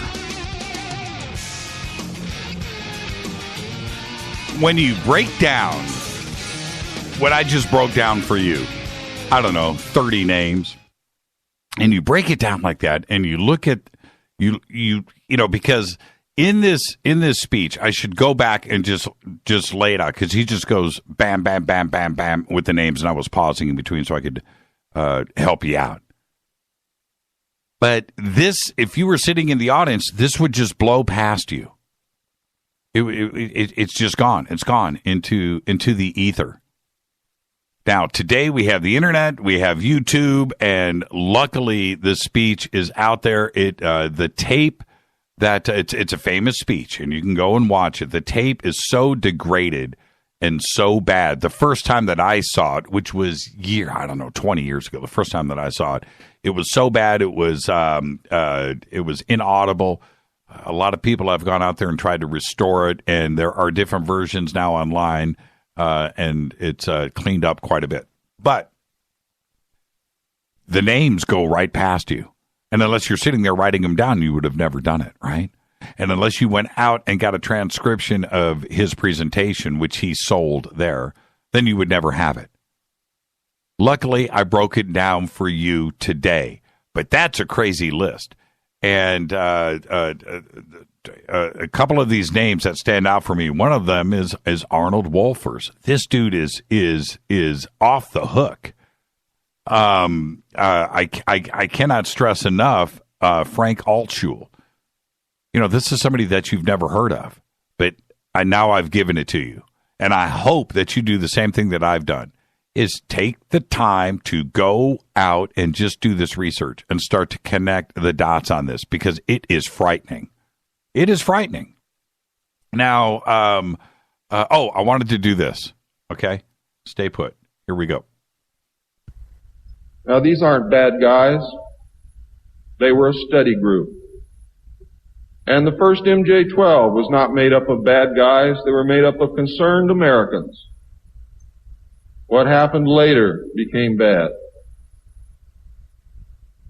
The yanking of power away from the president, the formation of a secret government, the sale of drugs to the American people, etc., etc., etc. And I'm going to cover most of those things before I'm finished. Plans were formulated to defend the earth in case of invasion.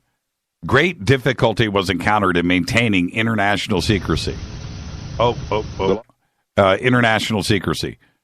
It was decided that an outside group was necessary to coordinate and control international efforts in order to hide the secret from the normal scrutiny of governments by the press. The result was the formation of the secret ruling body, which became known as the Bilderberg Group. The group was formed and met for the first time in 1952. They were named after the first publicly known meeting place, the Bilderberg Hotel. That public meeting took place in 1954. They were nicknamed the Bilderbergers. The headquarters of this group is in Geneva, Switzerland. The Bilderbergers evolved into a secret world government that now controls everything. The United Nations was then and is now an international joke. Now, for something like this to be written in 1989, you need to stop and take notice, because he continues on. Beginning in 1953, a new president occupied the White House. He was a man who used a structured staff organization with a chain of command. His method was to delegate. Remember, Bilderberg, 1952. This is 1953. First meeting, 1954. He made his decisions, but only when his advisors were unable to come up with a consensus. His normal method was to read through or listen to several alternatives and then approve one. Those who work closely with him have stated that his favorite comment was, "Just do whatever it takes." He spent a lot of time on the golf course. This was not unusual for a man who had been a career Army guy with the ultimate position of Supreme Allied Commander during the war, of course, right? A post which had earned him 5 stars. The president was General of the Army Dwight D. David Eisenhower. During his first year of office in 1953, at least 10 more crashed discs were recovered, with 26 dead and 4 live aliens. Of the 10, 4 were found in Arizona, 2 in Texas, 1 in New Mexico, 1 in Louisiana, 1 in Montana, and 1 in South Africa. Eisenhower knew that he had to wrestle and beat the alien problem. He knew that he could not do it by revealing the secret to Congress. Early in 1953, the new president turned to his friend and fellow member of the Council of Foreign Relations, Nelson Rockefeller. Eisenhower and Rockefeller began planning the secret structure of the Alien Task Supervision, which became a reality within a year. The idea for MJ-12 was born. It was Nelson's uncle, Winthrop Aldrich, who had been crucial in convincing Eisenhower to run for president. The whole Rockefeller family, and with them the Rockefeller Empire, had solidly backed the Ike Eisenhower campaign and the soul to the Council of Foreign Relations. And asking Rockefeller for help with the alien problem was to be the biggest mistake Eisenhower ever made for the future of the United States and maybe for humanity. Because within a week of Eisenhower's election, he had appointed Nelson Rockefeller chairman of the Presidential Advisory Committee on Government Organization. Rockefeller was responsible for the planning reorganization of the government, something he had dreamed of for many years. New Deal programs went into one single cabinet position called Department of Health, the Education and Welfare, and with Congress approved the new cabinet position in April 1953, Nelson was named the post Under Secretary to Ovida Culp Hobby. Now listen, in 1953, astronomers discovered large objects in space which were tracked moving toward Earth. It was first believed that they were asteroids. Later, evidence proved that the object could only be spaceships. Project Sigma intercepted alien radio communications. When the objects reached Earth, they took up very high geosynchronous orbits around the equator. There were several huge ships, and their actual intent was unknown. Project Sigma and a new project, Plato, through radio communications using the commuter binary language, were able to arrange a landing that resulted in face-to-face contact with alien beings from another planet. That landing took place in the desert. The movie, Close Encounters of the Third Kind, is a fictionalized version of the actual event. Project Plato was tasked with establishing diplomatic relations with this race of space aliens. A hostage was left with us as a pledge that they would return and formalize a treaty. In the meantime, this is quoting Cooper, a race of humanoid aliens landed at Homestead Air Force Base in Florida. That's right, Homestead, and successfully communicated with the U.S. government. This group warned us against the race orbiting the equator and offered us help with our spiritual development. They demanded that we dismantle and destroy our nuclear weapons as the major condition now. They refused to exchange technology, citing that we were spiritually unable to handle the technology we already possessed. These overtures were rejected on the grounds that it would be foolish to disarm in the face of such an uncertain future. There is no track record to read from. It may have been an unfortunate decision. A third landing occurred at Muroc, now Edwards Air Force Base, took place in 1954. The base was closed for 3 days and no one was allowed to enter or leave during that time. The historical event has been planned in advance and details of a treaty had been agreed upon. Eisenhower arranged to be in Palm Springs on vacation. On the appointed day, the president was spirited to the base. The excuse was given to the press that he was visiting a dentist. Witnesses to the event have stated that 3 UFOs flew over the base and then landed. Anti-aircraft batteries were undergoing live fire training, and then startled personnel actually fired at the crafts as they passed overhead. The shells missed, and no one was injured. President Eisenhower met with the aliens on February 20th, 1954, and a formal treaty between the alien nation and the United States of America was signed. We then received our first alien ambassador from outer space. He was the hostage that had been left at the first landing in the desert.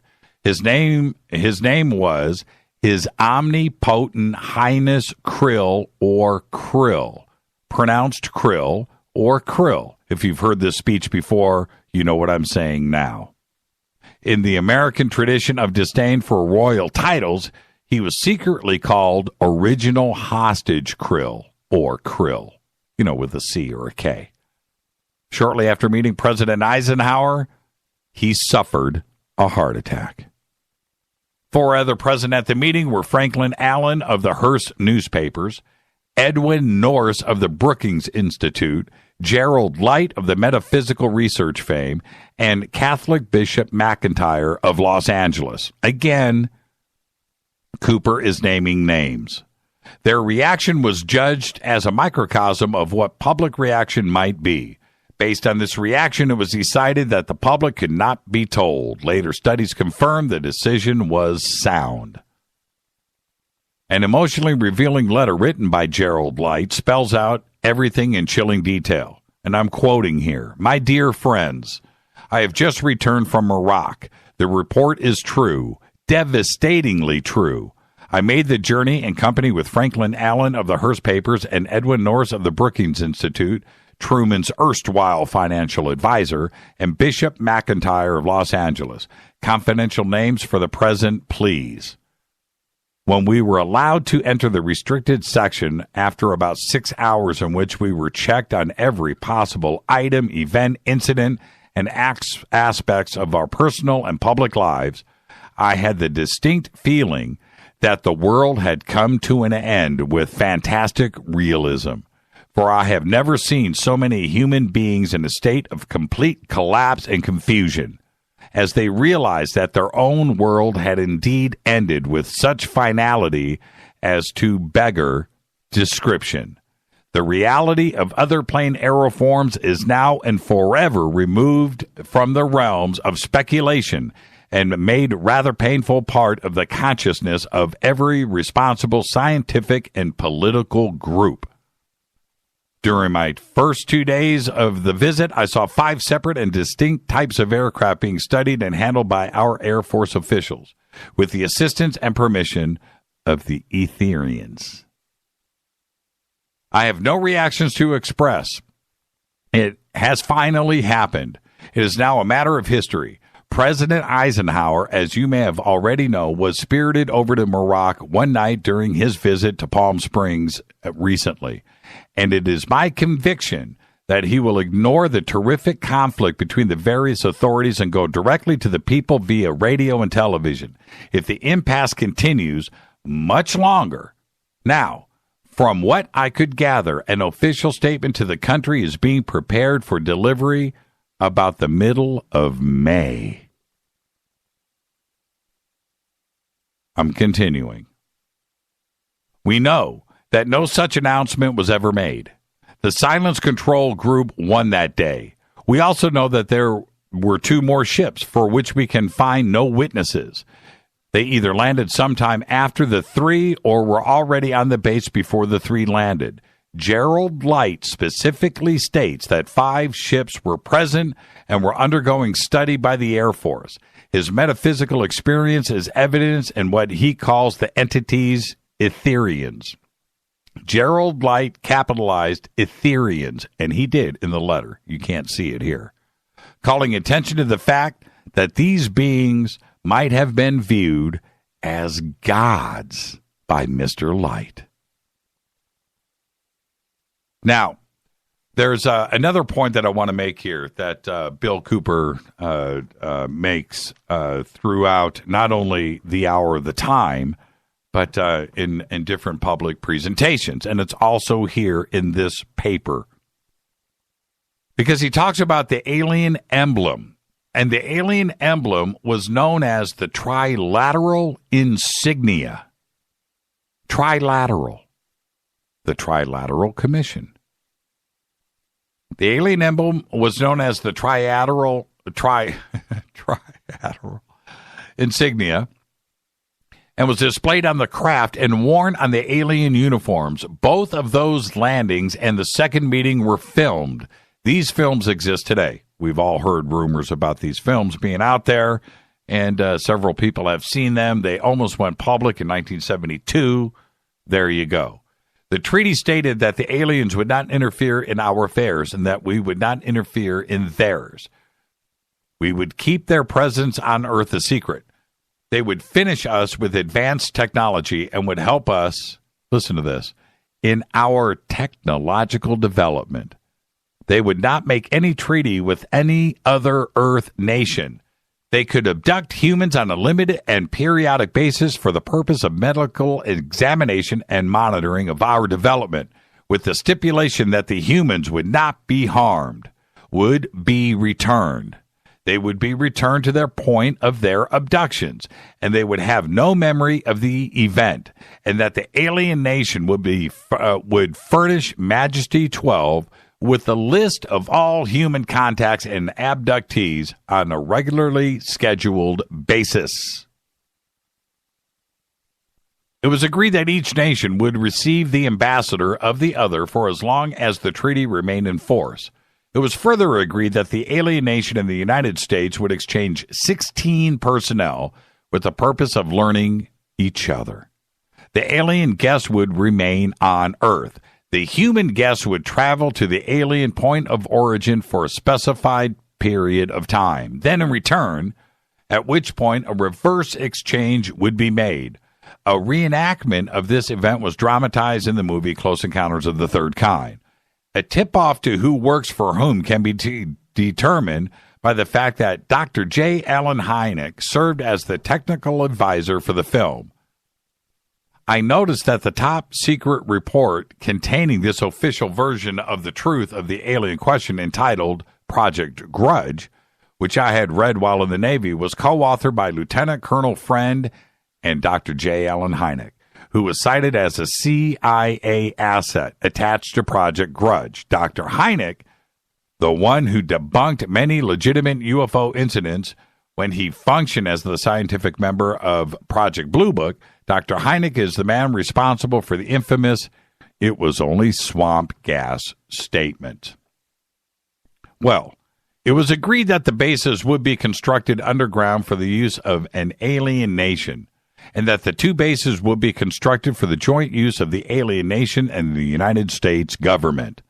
Exchange of technology would take place in the jointly occupied bases. These alien bases would then be constructed under the Indian reservations and Four Corners area of Utah, Colorado, New Mexico, and Arizona. And one would be constructed in an area known as Dreamland. Dreamland was built in the Mojave Desert near or in a place called Yucca. I cannot remember if it was Yucca Valley, Yucca Flat, or Yucca Proving Ground, but Yucca Valley is what I always seem to want to say. More UFO sightings and incidents occur in the Mojave Desert of California than any other place in the world. So many, in fact, that no one even bothers to make reports. Anyone who ventures into the desert to talk to the residents will be astounded by the frequency of activity and with the degree of acceptance demonstrated by those who have come to regard UFOs as normal.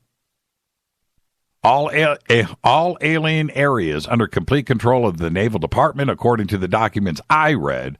All personnel who work in these complexes receive their checks from the Navy through a subcontractor. The checks never make reference to the government or the Navy. Construction of the bases began immediately, but progress was slow. Large amounts of money were made available in 1957, were continued on the Yellow Book. Project Red Light was formed and experiments in test flying alien craft, and that was begun in earnest. A super top secret facility was built at Groom Lake in Nevada in the midst of the weapons test range. It was codenamed Area 51. The installation was placed under the Department of the Navy, and all personnel required a Q clearance as well as executive presidential called Majestic approval. This was ironic due to the fact that the President of the United States does not have clearance to visit the site, still doesn't. The alien base and exchange of technology actually took place in an area codenamed Dreamland above ground, and the underground portion was dubbed the Dark Side of the Moon. According to the documentation I read, at least 600 alien beings actually reside full-time at this site, along with an unknown number of scientists and CIA personnel. Due to the fear of implantation, only certain people were allowed to interface with the alien beings, and those personnel are watched and monitored continuously. The Army was asked to form a super-secret organization to furnish security for the alien task projects. This organization became the National Reconnaissance Organization based at Fort Carson, Colorado. The specific teams trained to secure the projects were called Delta. Lieutenant Colonel James Bo Gritz was a Delta Force commander. You should also know that to date, we have not even begun to come close to parity with the aliens. I'm gonna jump forward to another part of the presentation, because he then says, well, actually, hold on.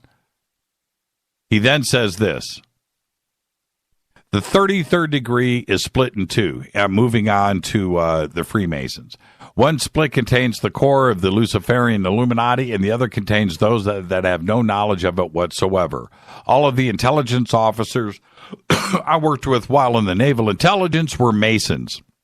I needed to get this in because I mentioned this earlier. In 1990 is the right time with the right leaders, ex-chief of the Soviet secret police Mikhail Gorbachev, ex-chief CIA George H.W. Bush, ex-Nazi cyanide gas salesman Pope John Paul II, all bound by an unholy alliance to bring in the New World Order. This is in 1990.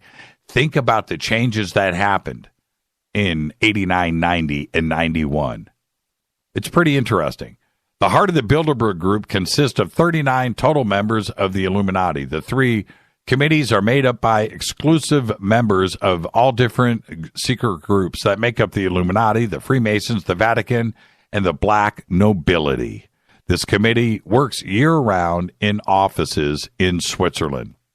Now, one of the things that I did when I first started checking into Bill Cooper, this is 20 years ago, the Black Nobility, Malta, the Bilderbergs and the names that are connected there. Some of the names, and including the founder of the Bilderbergs, go back to King David in Jerusalem. Direct descendants. That was a crazy thing for me to say. And when you go and research this, and you look at the way that it's put here with the black nobility, and you look at the bloodlines, it was a chilling thing to see, witness, and read, because it is all out there in the public domain.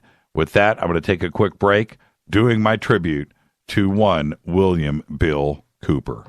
This is Jimmy Church. This is Fade to Black on the Game Changer Network and KGRA, The Planet. I'll be right back.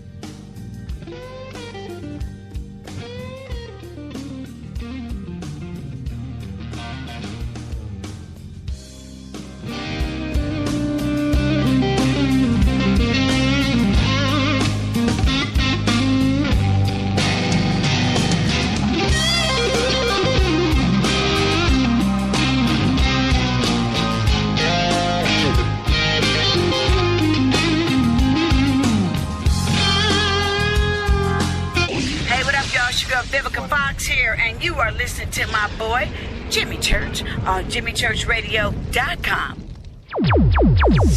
Despite popular opinion, reading a book will not make you smarter. But listening to Jimmy Church will.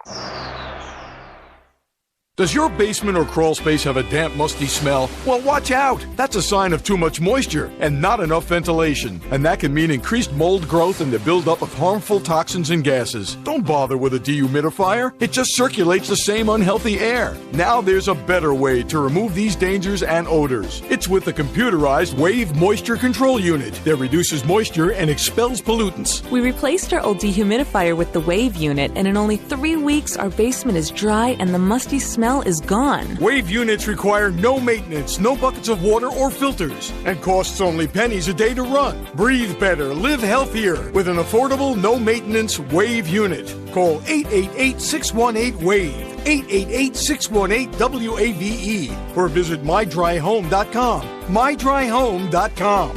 Ride the wave. Wave Home Solutions for a healthy, comfortable home. What's up, Fadernauts? Studio Dome loves Fade to Black and the F2B audience so much that they have put together the ultimate stereo Bluetooth system. They've done it just for you. Man, check this out. The Studio Dome SBB2 stereo system is here. It's featuring 2 Studio Boombox 2 SBB2 wireless Bluetooth speakers, packed in its own custom hardshell case. This Studio Dome system features the very latest in stereo Bluetooth technology. The 2 full-range boomboxes are in true wireless stereo. You've got to hear this. It's amazing. It's just $129, and use the promo code JCRTWS, and you'll also get free shipping. It's simple. Just go to JimmyChurchRadio.com, click on the Studio Dome banner. Go Beckley Tepe. This is Kristen, Erica, Brittany, Gabby, and you're listening to JimmyChurchRadio.com. It's not a lifestyle we chose. We were born this way. KGRARadio.com.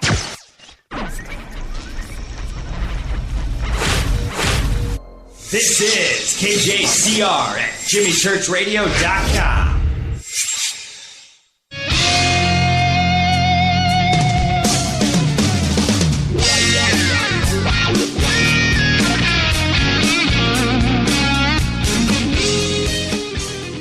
Welcome back, Fade to Black. Our tribute to William Bill Cooper. You got any thoughts on Bill? What did he mean to you? Give me a call, 323-825-5045. Oh, actually, no, you can't. No, don't call. Don't call. Do not call, because I got to do this first. Check this out. Would never again be affected in this manner, no matter the seriousness of any subsequent event. On many occasions, he would work very late into the night after having already put in a full day. Coupled with his not speaking, this behavior eventually led to his divorce. A major finding of the alien study was that the public could not be told, as it was believed that this would most certainly lead to economic collapse of the religious structure, and national panic, which would lead into anarchy.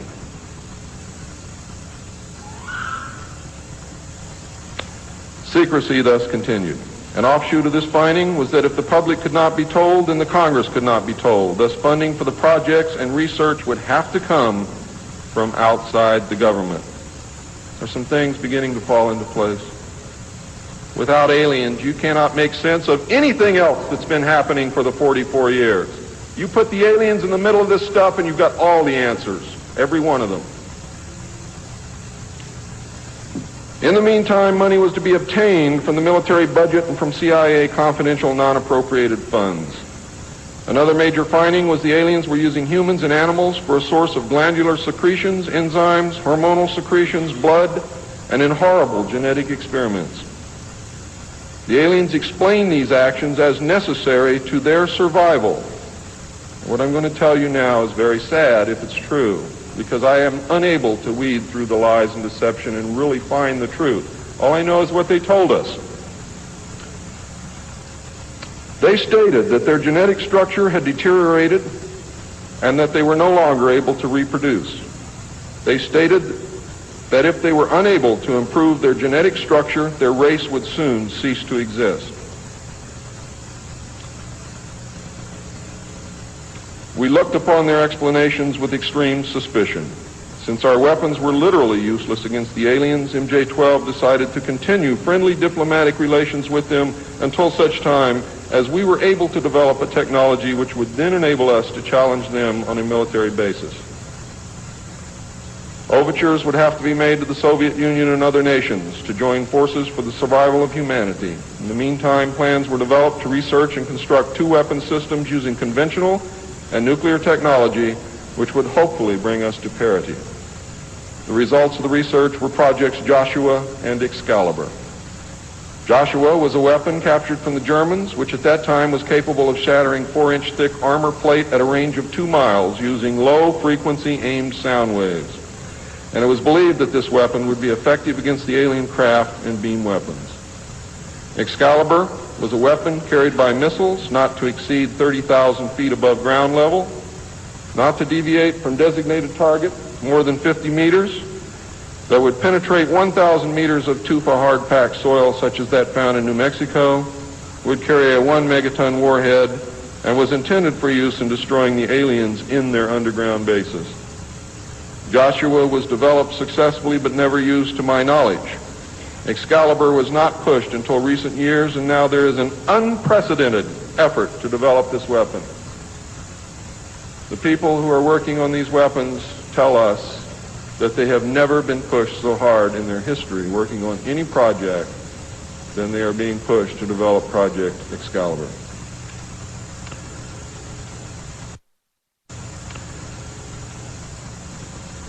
Now, what I'm going to read you next may upset some of you, but it's absolutely true. The events at Fatima in the early part of the century were scrutinized. A suspicion that it was alien manipulation and intelligence operation was put into motion to penetrate the secrecy surrounding the event. The United States utilized its Vatican moles that had been recruited and nurtured during World War II and soon obtained the entire Vatican study, which included the prophecy. And I don't care what you've ever read before, you have not read the true prophecy. This prophecy stated that if man did not turn from evil and place himself at the feet of Christ, the planet would self-destruct and the events described in the book of Revelations would indeed come to pass.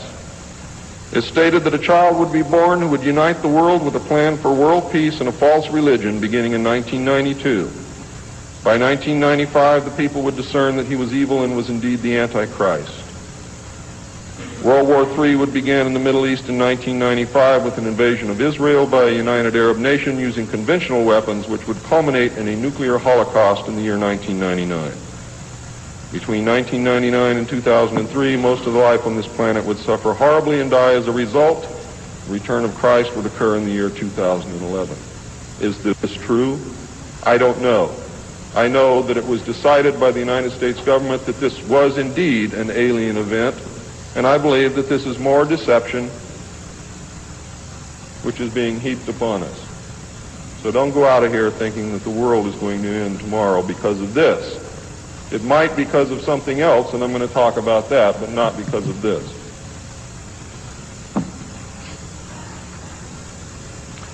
When the aliens were confronted with this finding, they confirmed that it was true. The aliens explained that they had created us through hybridization and had manipulated the human race through religion, Satanism, witchcraft, magic, the occult, secret societies, etc. They further explained that they were capable of time travel and the events would indeed come to pass. Later exploitation of alien technology by the United States and the Soviet Union utilizing time travel confirmed that indeed something bad was going to happen. The aliens showed a hologram which they claimed was the actual crucifixion of Christ, which the government filmed. We did not know whether to believe them or not. Were they using our genuine religions to manipulate us? Or were they indeed the source of our religions with which they had been manipulating us all along? Or was this the beginning scenario of the genuine end times and the return of Christ which had been predicted in the Bible? No one knew the answer. And I don't know the answer either. A symposium was held in 1957, which was attended by some of the great scientific minds then living. It was held in Huntsville, Alabama. They reached the conclusion that by or shortly after the year 2000, the planet would self-destruct due to increased population and man's exploitation of the environment without any help from God or the aliens. By secret executive order of President Eisenhower, the Jason scholars were ordered to study this scenario and make recommendations from their findings. This was done. The Jason Society confirmed the finding of the scientists and made 3 recommendations called Alternatives 1, 2, and 3. Alternative 1 was to use nuclear devices to blast holes in the stratosphere from which the heat and pollution could escape into space. I'll buy heat, but I'll never buy pollution. Change the human cultures from that of exploitation into cultures of environmental protection. Of the 3, this was decided to be the least likely to succeed due to the inherent nature of man and the additional damage the nuclear explosions would themselves create. Alternative 2 was to build a vast network of underground cities and tunnels in which a select representation of all cultures and occupations would survive and carry on the human race. The rest of humanity would be left to fend for themselves on the surface of the planet.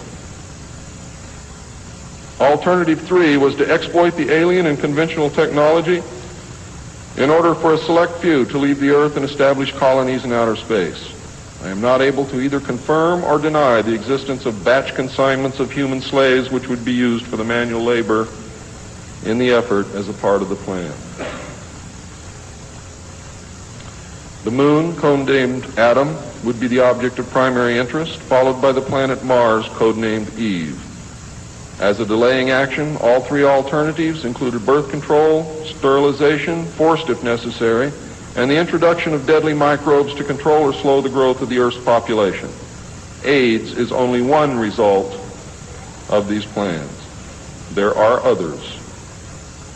It was decided, since the population must be reduced and controlled, that it would be in the best interest of the human race to rid ourselves of the undesirable elements of our society. The joint U.S. and Soviet leadership dismissed Alternative 1, but ordered work to begin on Alternative 2 and 3 virtually at the same time. Those of you in the state of Washington who report hearing machinery underground are probably correct. Right here. Now, this is at the MUFON Symposium in 1989. As you can hear in the background, there's some yelling that starts to happen. Things are getting really heated.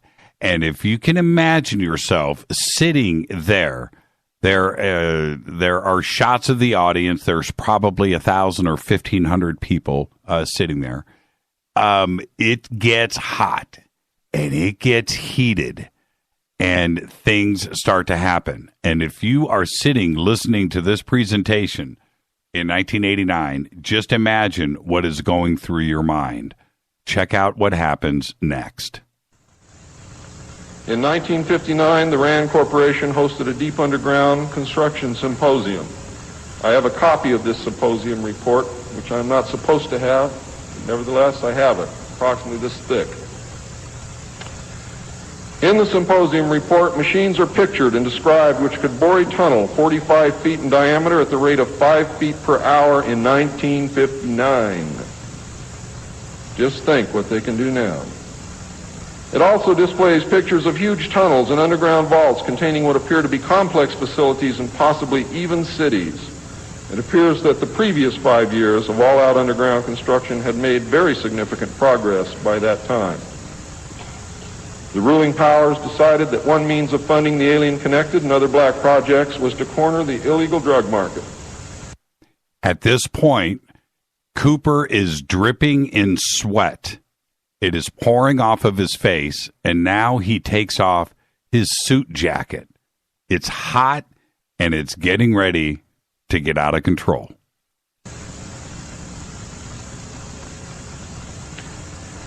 A young, ambitious member of the Council on Foreign Relations was approached.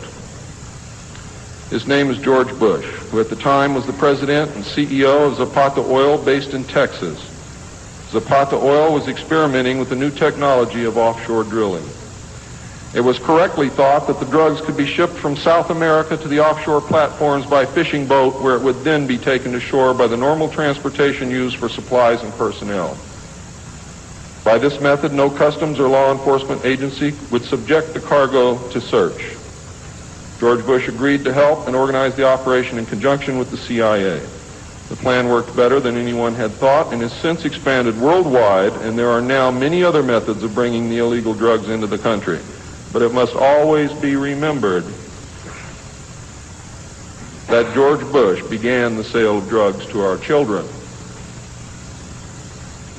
Now, if you think I'm crazy, get off your butt and start digging, because you will find out that it's absolutely true.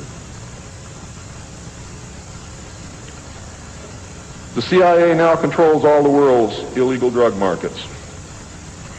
The official space program was boosted by President Kennedy in his inaugural address when he mandated that the United States put a man on the moon before the end of the decade. Although innocent in its conception, this mandate enabled those in charge to funnel vast amounts of money into black projects and conceal the real space program from the American people.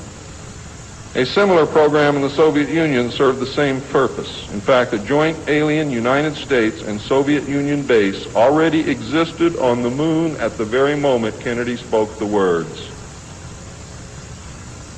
On May 22, 1962, a space probe landed on Mars and confirmed the existence of an environment which could support life.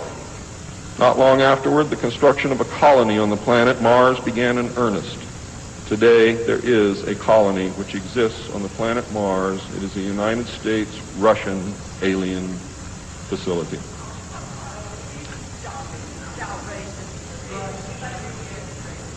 If you believe... Right there, you can hear the audience starting to yell back. Okay? Now, I am going to back this up. This is the MUFON Symposium.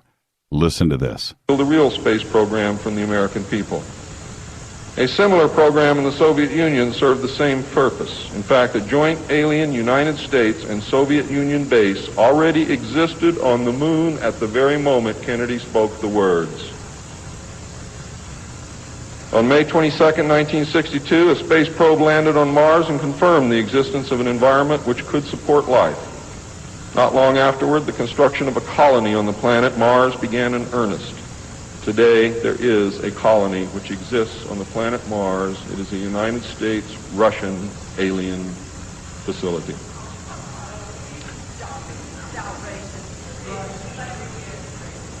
If you believe it's outrageous, stick around a few years.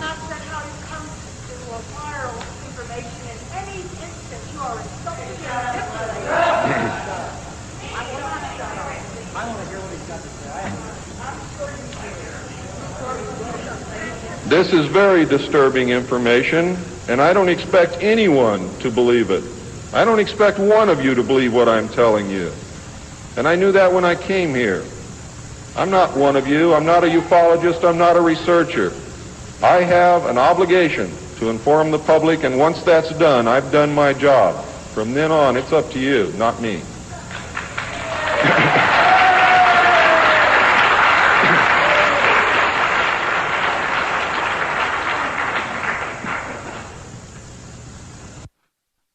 A fist fight nearly broke out, probably did, at the MUFON Symposium, and you can hear everybody yelling back and forth at each other. It was nuts. Here we go.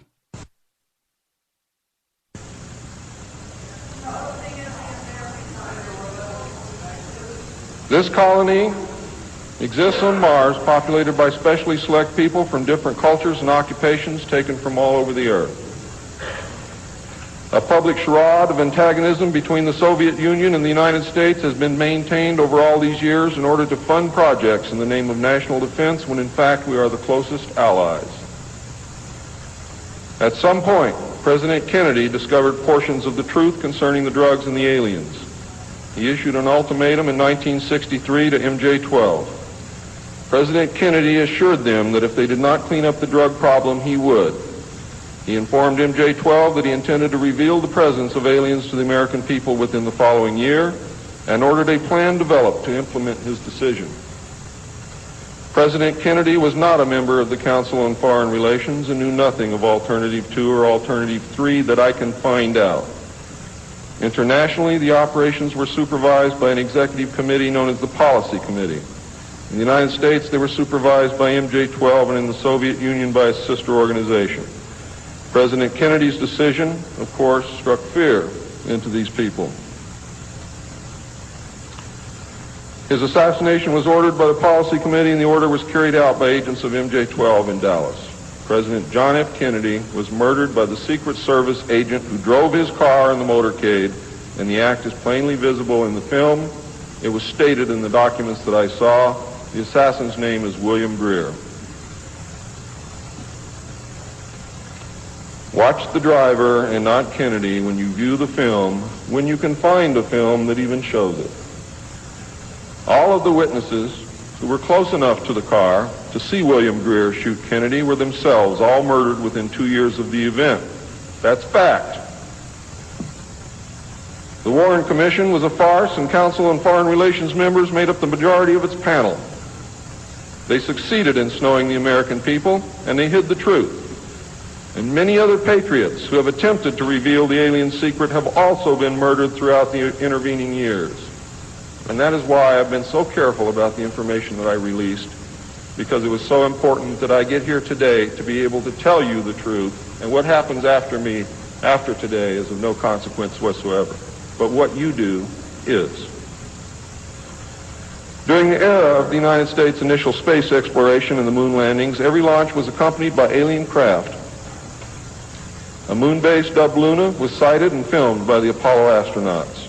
Domes, spires, tall round structures which look like silos, huge T-shaped mining vehicles which left stitch-like tracks in the lunar surface, and extremely large as well as small alien craft appear in the photographs. It is, in fact, a joint United States, Russian, and alien base. The space program is a farce and an unbelievable waste of money. Alternative 3 is a reality, and it is not at all science fiction. Most of the Apollo astronauts were severely shaken by this experience, and their lives and subsequent statements reflect the depths of the revelation and the effect of the muzzle order which followed. They were ordered to remain silent or suffer the extreme penalty, death, which was termed an expediency. One astronaut actually did talk to the British producers of the TV expose Alternative 3, confirming many of the allegations. However, I do not know who it was. In the book, Alternative 3, the pseudonym Bob Groden was used in place of the astronaut's identity. It was also stated that he committed suicide in 1978. This cannot be validated by any source, and I believe that several so-called facts in the book are really disinformation. However, I can assure you that Alternative 3 is real.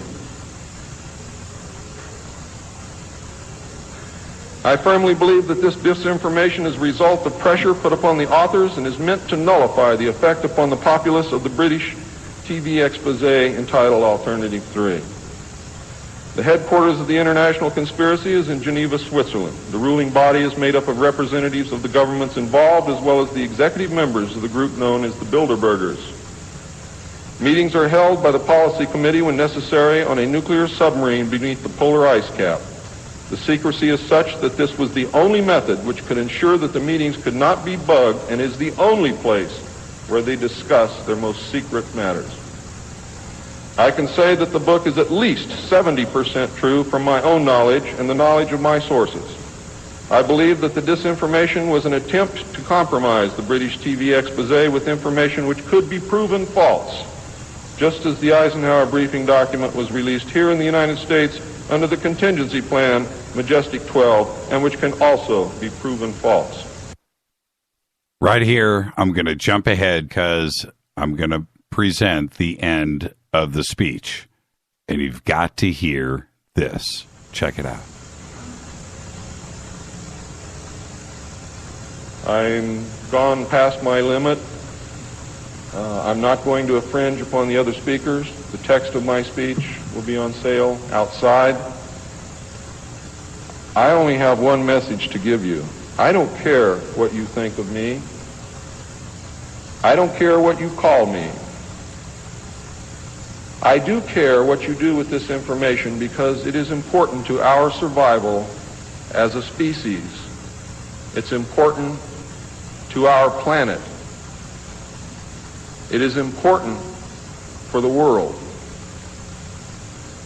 What happens to me is of no consequence, and I knew that when I started this.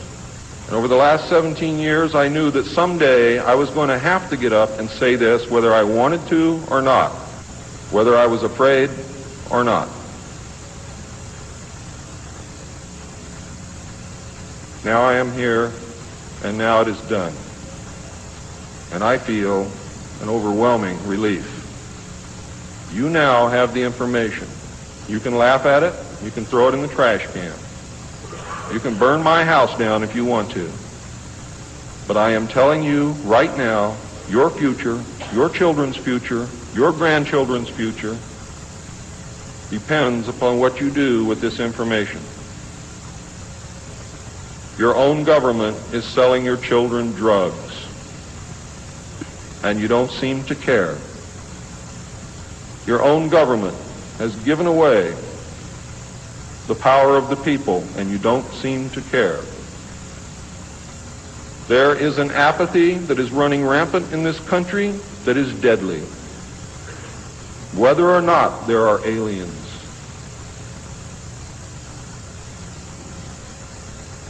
We are truly now at this moment a nation of sheep. And ladies and gentlemen, I assure you that sheep are always led to the slaughter. But it does not have to be that way. There is tremendous power in knowledge. There is also tremendous power in secrecy. Take away that secrecy, you make sure that you're informed, and you can change things and stop fighting with each other. Thank you.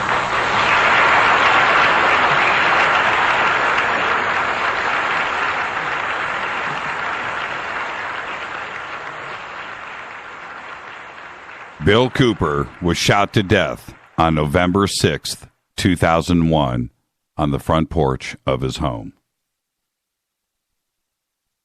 And this concludes our tribute to one William Bill Cooper. I'm your host, Jimmy Church. This has been Fade to Black. Fade to Black's executive producer is Rita Kamarian. Show is produced by Hilton J. Palm, Mark D. Kovar, LJ3, Renee, Mark Dunbar, Jonas. Thank you, Dennis. Thank you, Bob. Announcers are Steve Harder, Gene Vito, and Mark D. Kovar. Fady Bidell. Webmaster is Drew, the Geek. Music, Doug Aldrich. Intro, Spaceboy, spaceboymusic.com. Fade to Black is produced by KJCR for the Game Changer Network, and syndication is KGRA, The